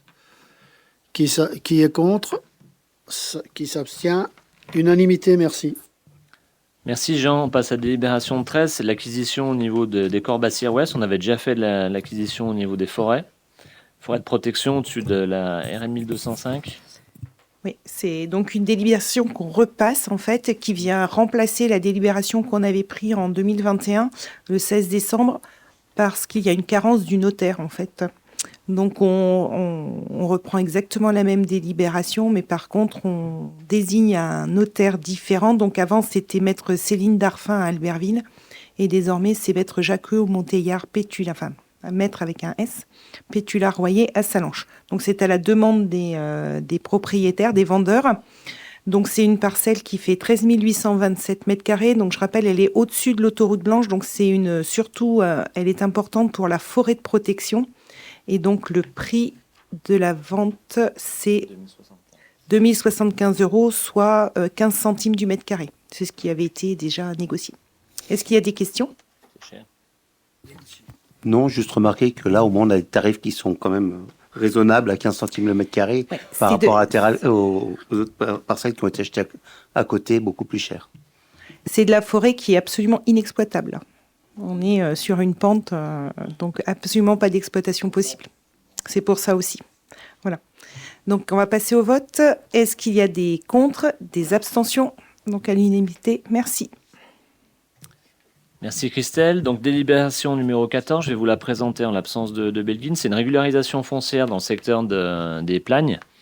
Une vieille délibération qui avait été adoptée donc le 17 janvier 96 et les démarches n'ont jamais abouti. Ni du côté de la commune, ni du côté du notaire. C'est un peu étonnant. Mais quand on a reçu les propriétaires, on a vu que rien n'avait bougé. Donc, je vous passe ce qui avait été convenu précédemment, c'est détaillé. Je vais plutôt me concentrer sur ce qu'on a donc convenu avec eux. Il faut savoir que c'était un échange de terrain dans le cadre notamment de l'implantation de points d'apport volontaires sur le secteur de Hector Grangera. Donc, il y avait un échange de terrain. Donc là, ce que l'on propose dans ces délibérations, c'est que la commune de Passy donc, cède à l'indivision Cotin des Cruys, donc 118 mètres carrés de l'ancien chemin, donc on peut voir sur le projet derrière, voilà. Il y a plusieurs couleurs, c'est pas toujours évident de voir. L'ancien chemin de Champ-Plan en 2 mots, donc dans le secteur de Charavet aux Plagnes, et régularisé 29 mètres carrés au niveau du jardin de la propriété de ces personnes. Donc, il faut savoir que ce chemin, il est plus utilisé, il est fermé depuis longtemps. Hein. On est très vigilant par rapport à ça sur la commune, hein, au niveau des accès et des chemins. Donc, quand là, il est plus du tout utilisé ni utilisable, puis on est obligé de tenir ce qui avait été convenu en 1996. Donc, la commune de Passy, de son côté, donc on cédera à monsieur et à madame Favret, donc les voisins, 41 mètres carrés de cet ancien chemin. Avec 2 parcelles, une de 38 et une de 3 mètres carrés qui sont à chaque bout. Vous devez pouvoir les voir, ça doit être en jaune de mémoire. Monsieur et madame Favret nous cèdent 26 mètres carrés, mais de talus, donc au bord de la rue Hector Grangera également. Et puis l'indivision Cotin des Cruys cède à la commune 300 mètres carrés, correspondant à la parcelle cadastrée, donc G 1161, avec 2 mètres carrés de voirie. C'est la partie qu'il y a dans le virage, à l'extérieur du virage, où se trouvent les points d'apport volontaires depuis longtemps. Voilà. Donc je pense que c'est important qu'on régularise et qu'on finalise cette opération qui avait été convenue, chère Vanessa, à l'euro symbolique en 1996. Voilà. Est-ce qu'il y a des questions?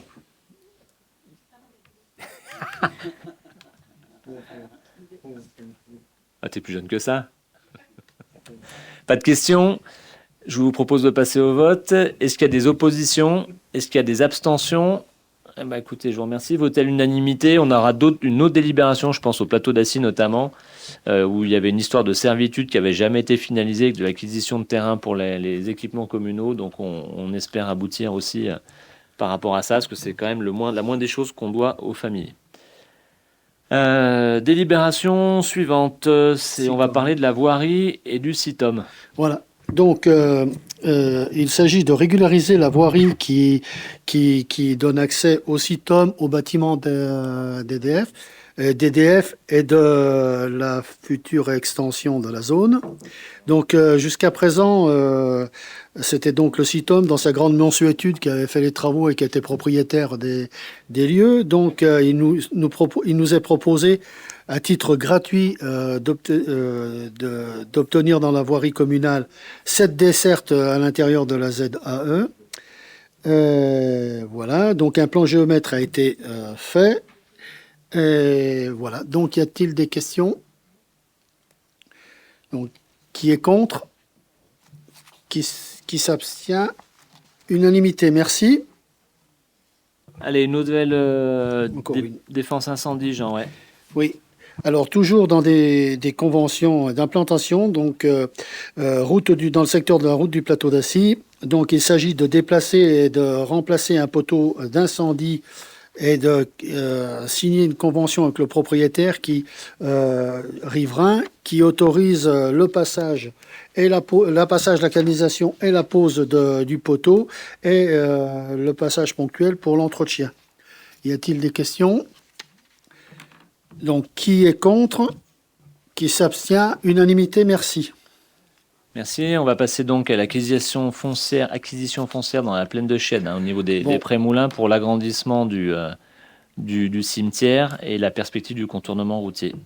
Voilà. Vas-y, Jean. Voilà. Donc, dans la plaine de Chêne, derrière le cimetière, donc, comme vient le dire monsieur le maire, Et dans le contournement, pour le contournement routier et pour l'extension du cimetière de Chède, il est proposé de faire l'acquisition de deux parcelles.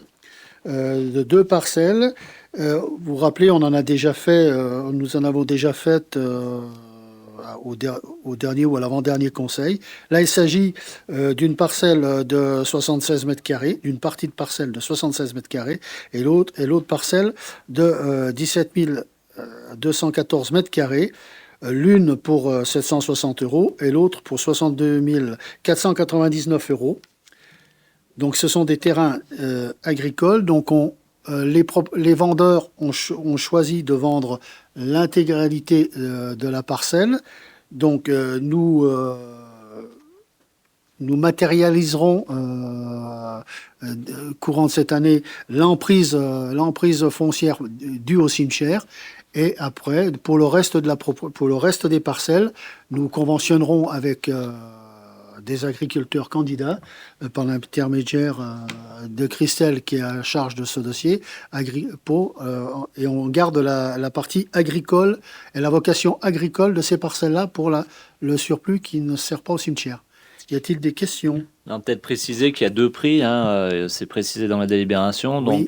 il y a deux classements différents. Un classement en zone A agricole à 3 € le mètre carré et une zone en emplacement réservé, Voilà. à 10 € le mètre carré. Emplacement réservé qui est au PLU par rapport à l'extension et aux abords du cimetière. Donc, c'est ce qui explique la différence de prix. La différence de prix, là, oui. Et une autre précision, c'est comme le bien est soumis, est inférieur à 180 000 €, enfin l'ensemble des biens est inférieur à 180 000 €, donc on n'a pas d'expertise de France Domaine. Toutefois, on a eu le passage de l'expert de la SAFER qui a confirmé le prix. Et puis il y a également la subvention dedans. Oui. Subvention, Jean, par rapport au département. Donc le département qui accompagne les communes par rapport à l'achat de terrain pour l'agricole, qui peut être plafonné à 60% de la totalité ou à 2 € le mètre carré. Donc c'est aussi la manière de les solliciter. Voilà. Donc, après ces précisions, y a-t-il des questions? Donc, qui est contre? Qui s'abstient? Unanimité, merci. Et retour à Alain qui revient du Palace. Oui. Donc, écoutez, on a fait le budget principal tout à l'heure. Maintenant, il nous reste le budget assainissement et eau pour ce qui concerne les admissions non valeur et les créances éteintes. Donc, concernant le budget de l'assainissement, donc la trésorerie nous a fait part de la liste des créances éteintes et des créances de ce qui est à admettre en non-valeur. Donc, en créances éteintes, on a un montant de 3 180,42 € et en non-valeur, 1730 et 82 centimes. Donc, qui seront imputés respectivement au compte 65-42 et au compte 61-41. 65-41. Est-ce qu'il y a des questions? On passe au vote. Est-ce qu'il y a des contre? Des abstentions? Adopté à l'unanimité. Admission en non-valeur pour le budget de l'eau. Donc, on a en créance éteinte un montant de 1726,56 € et en non-valeur 3159,17 € et 19 partants. Oui, 19.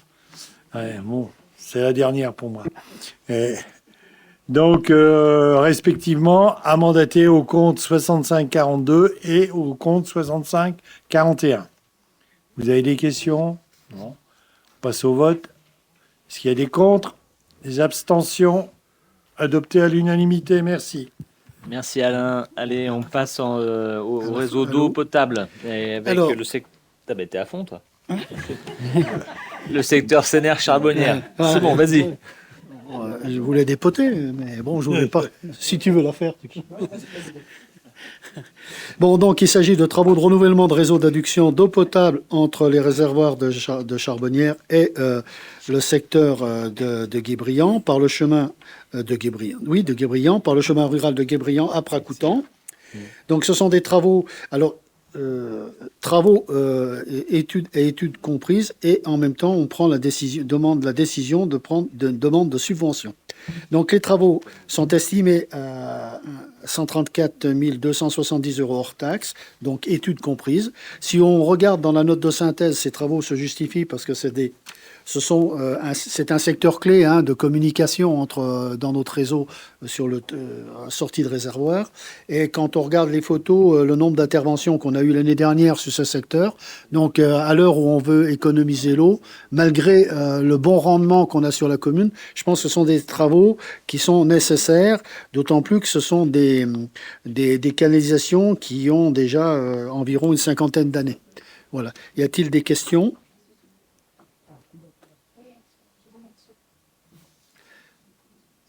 C'est sur le chemin 4x4 qui va entre Charbonnières et voilà. Voilà. Il y a des questions. Alors, qui est contre? Qui s'abstient? Unanimité, merci. Allez Jean, t'es bien parti. Ouais. Alors, travaux de renouvellement de réseau de distribution d'eau potable de la rue de la Bergerie et demande de subvention. Et là, vous savez qu'au dernier conseil, on a engagé sur le secteur des Plagnes pas mal de travaux de réseau. Et donc, on a dernièrement délibéré pour faire l'eau pluviale, une partie de l'eau pluviale et l'amélioration d'une partie du réseau d'eau usée. Aujourd'hui, il s'agit de travailler sur le réseau d'eau potable, toujours sur ce secteur de la Bergerie. Donc, les travaux, c'est des travaux qui se feront en septembre de cette année. Et donc, une subvention est demandée au département et dans le cadre de la politique de l'eau, comme d'habitude, et un montant global d'opération qui est estimé à 141 160 € hors taxe, donc études comprises. Des questions? Donc, qui est contre? Qui s'abstient? Donc, unanimité. Donc, je précise quand même qu'après, c'est la phase de tranchée, j'allais dire, qui va pratiquement terminer le secteur, et que dans la foulée, le renouvellement de la couche de surface sera à la fin des travaux programmé sans doute sur le budget 2024, puisque les travaux se faisant en septembre. Voilà, merci. Merci Jean, ouais, un chantier important pour le secteur, notamment au niveau des séparatifs. Donc à la réunion publique des Plagnes, on donnera un peu plus de détails aux habitants sur les modalités. Ouais, on essaie de tout coupler en général. Ok, merci Jean. Donc là, c'est au tour, c'est pas là, c'est Jean-Yves. Allez, comment je le vois au top, là, Jean, je veux bien lui laisser mes délibes. Non, mais ça va, j'ai pris celle à Belguine déjà aussi en partie. Ça va. Donc, délibération dans le cadre des ressources humaines. Délibération approuvant le règlement de formation de la collectivité. Donc, le règlement de formation définit les droits et obligations des agents de la collectivité dans le respect de la loi. Donc, vous avez le document qui vous a été transmis en pièce annexe sur tout le règlement. On ne va pas le détailler là, en lecture. Donc, ce document tend à être consulté par chacun au sein de la collectivité afin de connaître la réglementation relative à la formation professionnelle dans la fonction publique territoriale et ses modalités d'application. Donc, ceci a été validé et approuvé en comité social territorial en date du 25 avril 2023, approuvant donc les modifications qui sont intervenues depuis. Voilà, tout simplement. Y a-t-il des questions? Donc, on peut passer au vote. Y a-t-il des contre? Des abstentions? Merci. Adopté à l'unanimité. Ensuite, toujours dans le cadre des ressources humaines, délibération encadrant la prise en charge des frais de déplacement professionnels et occasionnels. Donc ça, c'est pour nos agents. Les agents qui se déplacent pour les besoins du service, donc dans le cadre de missions, intérim, stage, formation, concours, etc., en dehors de la résidence administrative et de la résidence familiale, peuvent, le cas échéant, prétendre au remboursement des frais de repas et d'hébergement sous la forme d'une indemnité de stage ou de mission. Donc nous avons défini le barème des taux de remboursement forfaitaire de ces frais et taxes d'hébergement dans la limite des taux prévus pour les agents de l'État. Donc de toute façon, on n'a pas le droit, chaque fois qu'on fait un choix là-dessus, d'aller de donner des indemnités au-delà de ce qui est proposé aux agents de l'État. Donc ceci est tous les barèmes qui vont suivre les articles ont été validés également donc en comité social technique le 25 avril 2023. Donc ils sont automatiquement revalorisés selon l'évolution en fonction des agents de l'État. Donc l'article 1, le frais d'hébergement, prise en compte des frais réels dans la limite du taux de remboursement forfaitaire des frais d'hébergement liés à l'énumération. Donc avec une présentation de facture, et vous avez donc le barème, un tableau avec des barèmes forfaitaires. Donc ça va correspondre par rapport à la densité de notre ville à un taux de base de 70 €. Pour les agents ayant la qualité de travailleurs handicapés et en situation de mobilité réduite, le taux d'hébergement est fixé à 120 €. Article 2, donc les frais de repas. Donc instaurer le remboursement réel aux frais de repas du midi avec un remboursement dans la limite du plafond prévu forfaitaire que nous avons arrêté à 17,50 €. À l'article 3, les frais supplémentaires qui seraient pris en charge, ce sont des frais non pris en charge par le CNFPT en cas de formation, c'est notamment les frais de péage et de parking, toujours sur justificatif. Article 4, donc les frais de déplacement. Donc, si les frais de déplacement ne sont pas pris en charge par l'organisme également, donc de la formation, par exemple le CNFPT, donc ils donneront aussi donc un lieu, un remboursement selon un barème. Et donc, vous avez le tableau détaillé, c'est en fonction, le montant, c'est en fonction de la distance, du montant au kilomètre et de la puissance fiscale des véhicules. Donc, vous les avez sur le tableau. Le service, alors cependant, quand le service autorise le déplacement, ce déplacement de choisir un moyen de transport le moins cher lorsque l'intérêt du service l'exige, en cas de force majeure, le plus adapté de nature de déplacement. Pardon ? En cas de non-respect de cette règle, la collectivité pourra donc être amenée à rembourser un déplacement en véhicule dans la limite du trajet direct, donc au tarif de la deuxième classe SNCF. L'utilisation de son véhicule personnel est autorisée uniquement si, après demande de l'agent, aucun véhicule de poids n'est disponible. Article 5, donc la participation au concours. Dans le cas de la participation à un concours et après arbitrage de la commission du personnel, de prendre en charge les frais d'hébergement, de repas du midi ainsi que les frais de déplacement dans les mêmes conditions que précédemment. Donc il y a une autorisation de dérogation à la limite par année d'un aller-retour, tout simplement. Voilà. Ensuite, en effet, pour les concours, 2 déplacements peuvent s'avérer nécessaires pour une même opération. C'est un premier déplacement sur les épreuves d'admissibilité, puis un deuxième déplacement si l'agent est autorisé à participer aux épreuves d'admission. Article 6, l'avance, une avance. Donc ça, ce sera étudié au cas par cas en comité et en commission RH, et ce, à titre exceptionnel. Les bénéficiaires, sur l'article 7, outre les agents titulaires, stagiaires et les agents contractuels de droit public et privé, la prise en charge peut être étendue de manière exceptionnelle aux bénévoles qui collaborent de manière régulière. Nous avons eu un exemple sur les bénévoles de la bibliothèque communale. Voilà pour l'ensemble des articles cités pour les frais de déplacement et des prises en charge pour les agents pour les concours et des déplacements liés à leur fonction. Est-ce que vous avez des questions ? Ça m'arrange bien. On va passer au vote. Y a-t-il des contre ? Des abstentions ? Merci. Adopter à l'unanimité. Allez, on va parler de la mise à jour des tableaux d'emploi, d'emploi. Donc la mise à jour des tableaux d'emploi, suppression de 8 postes. Alors je précise, ce n'est pas des suppressions d'emploi. Les emplois sont liés à un métier et les postes sont liés à un grade. Donc quand il y a des modifications de postes, on supprime un poste pour remplacer par un autre parce qu'on a changé de catégorie. Donc chaque année, on a un peu ce ménage à faire sur l'ensemble des postes, parce que c'est suite aux différentes délibérations précédentes qui ont été votées dans le cadre de modification de postes. Donc voilà, ces tableaux, vous avez le tableau détaillé, les postes en question. Donc vous avez toutes les délibres, responsable structure enfance, AG chargé d'enfants d'accueil, assistance, adjoint au service espace vert, et un poste polyvalent, des grades qui correspondaient avant mais qui ne correspondent plus pour certains. Donc voilà. Est-ce que vous avez des questions à ce sujet?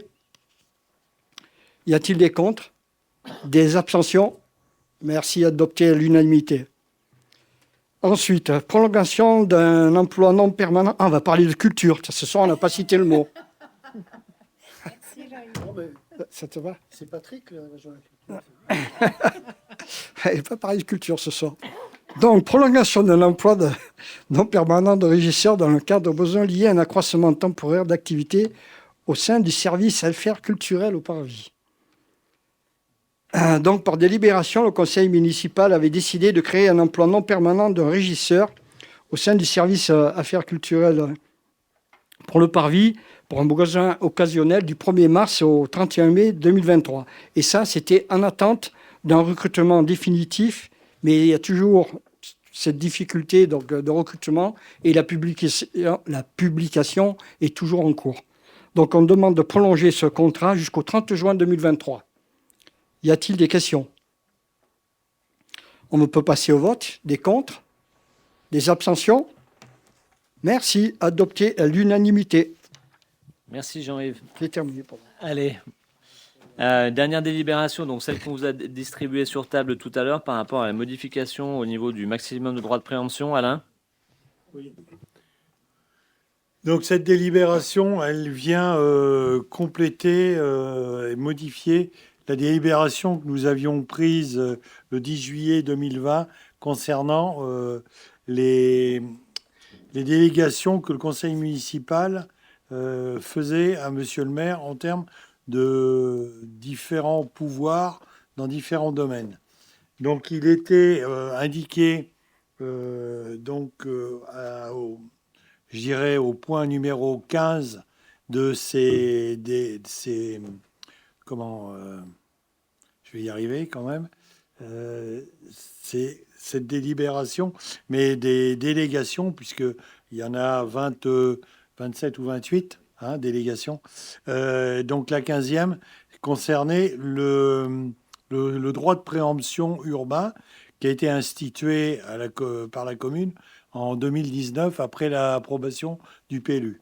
Il s'avère qu'on avait limité ce montant jusqu'à 500 000 euros et que, confronté un peu à la réalité du marché, et souvent il faut pouvoir répondre rapidement si on a besoin d'appliquer ce droit de préemption, on propose de le porter à 2 millions d'euros, au même montant qui a été déterminé sur la capacité de signature du maire pour la capacité d'emprunt. On se met au même niveau. Donc on n'ira pas plus loin. Je vous signale qu'on est à 3 millions pour les lignes de trésorerie. Pour vous donner un ordre de grandeur, sachant que pour les emprunts, on pourrait aller jusqu'à 8 millions. Donc on reste dans les mêmes fourchettes. Et par contre, ce qui avait été oublié, qui est un complément au droit de préemption, c'est ce qu'on appelle le droit de priorité. Ça concerne des acquisitions, notamment par rapport à des cessions émanant soit de l'État, soit de services publics, que type SNCF ou autre, par exemple, que l'on n'avait pas à indiquer dans cette délibération. Donc on vous propose de monter le montant en cas d'application du droit de préemption urbain de 500 000 à 2 millions d'euros et de rajouter l'exercice du droit de priorité tel qu'il est défini dans les codes de l'urbanisme aux articles L240-1 à L240-3. Est-ce que vous avez des questions? Oui, des bâtiments à plus d'1 million d'euros sur Passy, il n'y en a quand même pas des masses, à part des gros bâtiments comme les Sanselmos ou les choses comme ça. Oui. Donc, est-ce que vous avez une idée derrière la tête ou pourquoi ce montant? Alors ça peut être des bâtiments, comme l'a dit Alain, ça peut être aussi des espaces naturels. Ouais. Alors sur ces montants-là, on est d'accord, hein. Ça peut être des équipements publics aussi. Ouais. Donc l'exemple de la SNCF, ça peut être un bon exemple. Mais voilà, donc bon, on a regardé un peu ce qui se passait. Il y a des communes qui n'ont pas de droit de préemption, hein. Je sais que Jean-Marc à Saint-Gervais, il n'y a pas de droit de préemption. Alors Alain a dit souvent, bon, on n'a pas préempté souvent, hein, on a préempté 2 fois sur des petits montants. Mais au cas où il y a quelque chose qui se présente, il faudrait qu'on soit prêt. Et c'est possible que ça arrive dans la fin de mandat. Donc l'idée, c'est ça. Et puis cette histoire de droit de priorité, comme ça, on est plus clair. Le droit de priorité, il est associé au droit de préemption. Mais c'est quand même mieux de le préciser. Voilà. De toute façon, ça n'empêche pas, si préemption il y a, c'est ce qu'on a fait il y a quelques séances en arrière, ça passe devant le conseil municipal quand même, attention. Hein. Ouais. Voilà. Hein. Voilà, donc il y a débat, voilà, ça ne change rien de ce côté-là. Oui, Ouais, ça- quand on voit déjà tous les projets qui sont sur Passy avec tous les biens qui ont été acquis depuis plusieurs années, avant de vouloir continuer d'acheter, il faudrait peut-être commencer à rénover et lancer des projets sur ce qui est existant. Ben, écoutez, de la rénovation, on en fait. Malheureusement, on n'arrive pas à concrétiser tous nos projets, faute notamment de réponse des entreprises. Hein. Au niveau du centre culturel municipal, on a lancé donc une consultation. On avait une douzaine de lots. On n'a que 4 lots qu'on a pu attribuer. On est obligé de relancer pour faire les travaux l'année prochaine, alors qu'ils étaient prévus cet été. Donc, c'est pas la volonté qui manque, hein, c'est que aussi on est dans un contexte où on n'arrive pas à réaliser forcément tous les chantiers qu'on voudrait mener. Hein. Après, pour faire un petit tour sur les dernières acquisitions, donc le gymnase des Cités Jardins, il est en très bon état, il date de 2009, donc il est fonctionnel. La boucherie, ex-boucherie Fournier, on a fait les travaux nécessaires, aujourd'hui ça fonctionne. Voilà, on a les logements communaux de l'abbaye, on a engagé la réflexion, l'analyse, le projet en 2020 ou 2021. Ça fait 2 ans que ça dure, entre les appels d'offres infructueux, les problèmes de labellisation, d'approvisionnement, et là, les entreprises qui assurent pas, hein, on va se le dire. Et pourtant, c'est un grand groupe. C'est des grosses C'est des entreprises. grosses Hein. entreprises, c'est un grand groupe avec des sous-traitants de sous-traitants. Donc voilà. On n'a pas. Et puis la maison Biolay, si c'est la question, la maison Biolay, on va attaquer, alors pas cette année, mais probablement l'année prochaine, une étude de programmation avec le SAUE, comme on a fait avec les autres. La maison de la maison de la musique et de la danse va démarrer fin d'année, début d'année prochaine. Vous avez pu le voir à plusieurs reprises. Donc on est plutôt dans une gestion active du portefeuille foncier et immobilier de la commune. Voilà. Et puis il y a un gros morceau également au plateau d'Assy. Et ça, on s'était engagé. Donc on va au moins lancer déjà les études. C'est le cinéma. Mais le cinéma, on est un peu dépendant du transfert de la caserne des pompiers, notamment au niveau du Chalet de la Côte. Donc on a l'accord du département pour travailler ensemble sur un projet commun avec le Chalet de la Côte. Donc on lancera ça également. Vous voyez que on n'est pas là dans la capitalisation et l'empoussièrement. C'est bon? C'est bon, s'il n'y a plus de questions, on peut passer au vote. Est-ce qu'il y a des contre? 4. Des abstentions? 4 contre. Donc 4 contre. Adopté à la Donc, majorité. André Pastéris et Fabrice Dugardil et leur pouvoir. D'accord. Merci. Merci. L'ordre du jour donc est épuisé. Il n'y a pas de questions orales du groupe Passy-Passion. Je vais vous lire les décisions du maire, notamment en termes d'urbanisme. Alors, donc convention pluriannuelle 3623 de type pâturage en alpage, avenant numéro 1, donc avec au profit de monsieur Marc Ouvrier-Buffet pour un ajout de parcelle. Donc c'est la famille qui exploite Platé, notamment. Décision 38-23, convention de la disposition du jardin partagé du Boulodrome, donc le jardin de Félicie. On a une petite pensée pour Belguine, avec un montant annuel de redevance fixé à 50 € par parcelle, soit 800 € au total pour les 16 parcelles, avec le règlement de l'eau en plus, de mémoire. Décision 41-23, fourniture et livraison de couches jetables écologiques ou biologiques pour le service petite enfance. Donc un montant maximum de 2000, minimum de 2000, un maximum de 20 000 € par an hors taxe durée maximum 4 ans. Décision 42-23, remplacement de fenêtres et de porte-fenêtres ou FJEP, chère fenêtre. Un marché conclu avec la société SAR Altiver 74 à Salanches pour un montant de 58 121 et 78 centimes d'euros. Décision 43-23, convention d'occupation du domaine public, mise à disposition d'un local à Buvette de la Plage. Un avenant numéro 4 désignant Madame Cognam comme occupante estivale jusqu'au 31 octobre 2023. Décision 44-23, travaux de réseau et d'aménagement sur la route des Soudans, lot numéro 2, revêtement bitumineuse, et dû voir que les travaux avaient commencé. Marché conclu avec la société Colas SAS à Passy pour un montant de 49 442 euros et 50 centimes. Décision 45-23, air naturel de camping été, donc c'est les tarifs du 1er juin, en espérant que le soleil arrive enfin jusqu'au 30 septembre 2023. Décision 46-23, saison culturelle 2023-2024 avec les tarifs communaux. Et décision 48-23 avec une convention de mise à disposition temporaire d'un logement communal à la maison médicale. C'était pour Nicolas Morel, notre artiste, donc qui a été salué en début de séance, qui a fait les décorations sur la fresque sur la petite taverne, l'ex-petite taverne, et puis prochainement sur la maison, l'école de musique, donc sur les bâtiments communaux. Donc 2 décisions d'urbanisme, une concernant l'installation d'un abri à vélo place Théophile Vallet, donc au plateau d'Assy, donc les supports plus l'abri.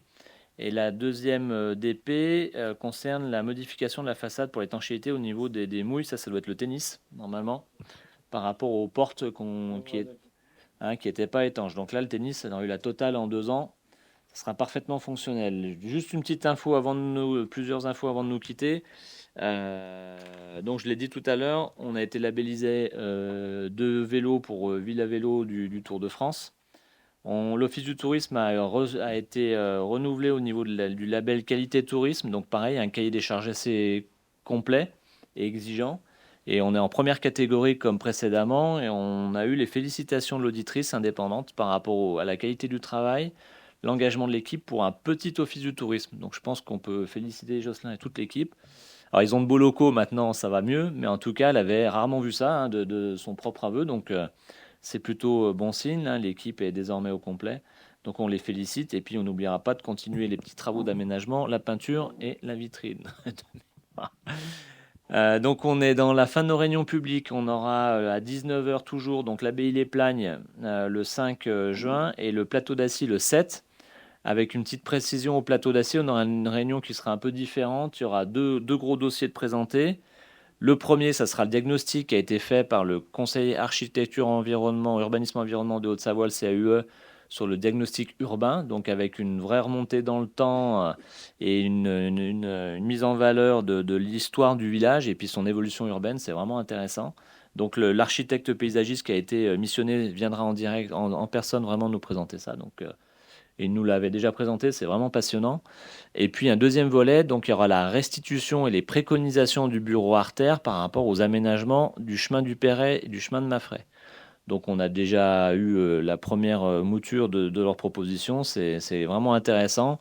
Et ça répond surtout à la réflexion qui a été engagée au niveau des différentes tables rondes, où il y a eu un rejet massif du scénario strict de fermeture et de sens interdit, je le rappelle quand même, il y avait plus d'une centaine de personnes, donc c'était pas cette option qui était privilégiée. Juste un petit mot sur le bilan chiffré de la sobriété énergétique, tu les as en tête ou pas? Non, bon alors je vais le faire. Non. Donc voilà, on a fait moins 37,6% en termes de consommation électrique sur l'éclairage public. Donc en faisant l'extinction de 23h à 6h du matin durant toute la saison d'hiver. Et puis une économie seulement de 26,5% sur la note finale. Vas-y, Christelle. Oui, les moins 37 comprennent la période en plus octobre-novembre où on était en cours d'extinction. Donc en fait, sur mars-avril, on est à plus de 50% de gains au niveau de la consommation énergétique. Exact. Et puis on a au niveau de pleine joue, on a fait moins 18%, donc un bel objectif qui a été tenu sur la consommation de carburant pour les dameuses. On a augmenté la note, comme je vous l'avais déjà dit, notamment au niveau de la consommation d'eau. On a passé les 22 000 ou les 23 000 mètres cubes parce qu'on a profité des périodes de froid pour faire de la neige. Et puis l'électricité. Alors l'électricité, on a fermé des remontées mécaniques en alternat, mais ça n'a pas suffi. Donc on a quand même une augmentation importante, et notamment avec l'enneigement. Voilà. Mais bon, ça nous plus 44% de mémoire, ça nous a, ou 24%, je sais plus, 24 pardon.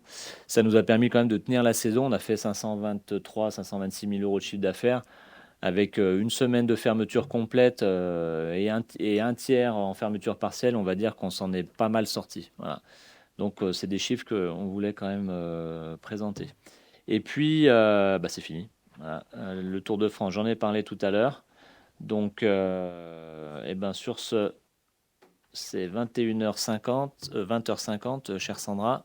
Donc je vous invite à partager le verre de l'amitié. Je vous souhaite une bonne soirée.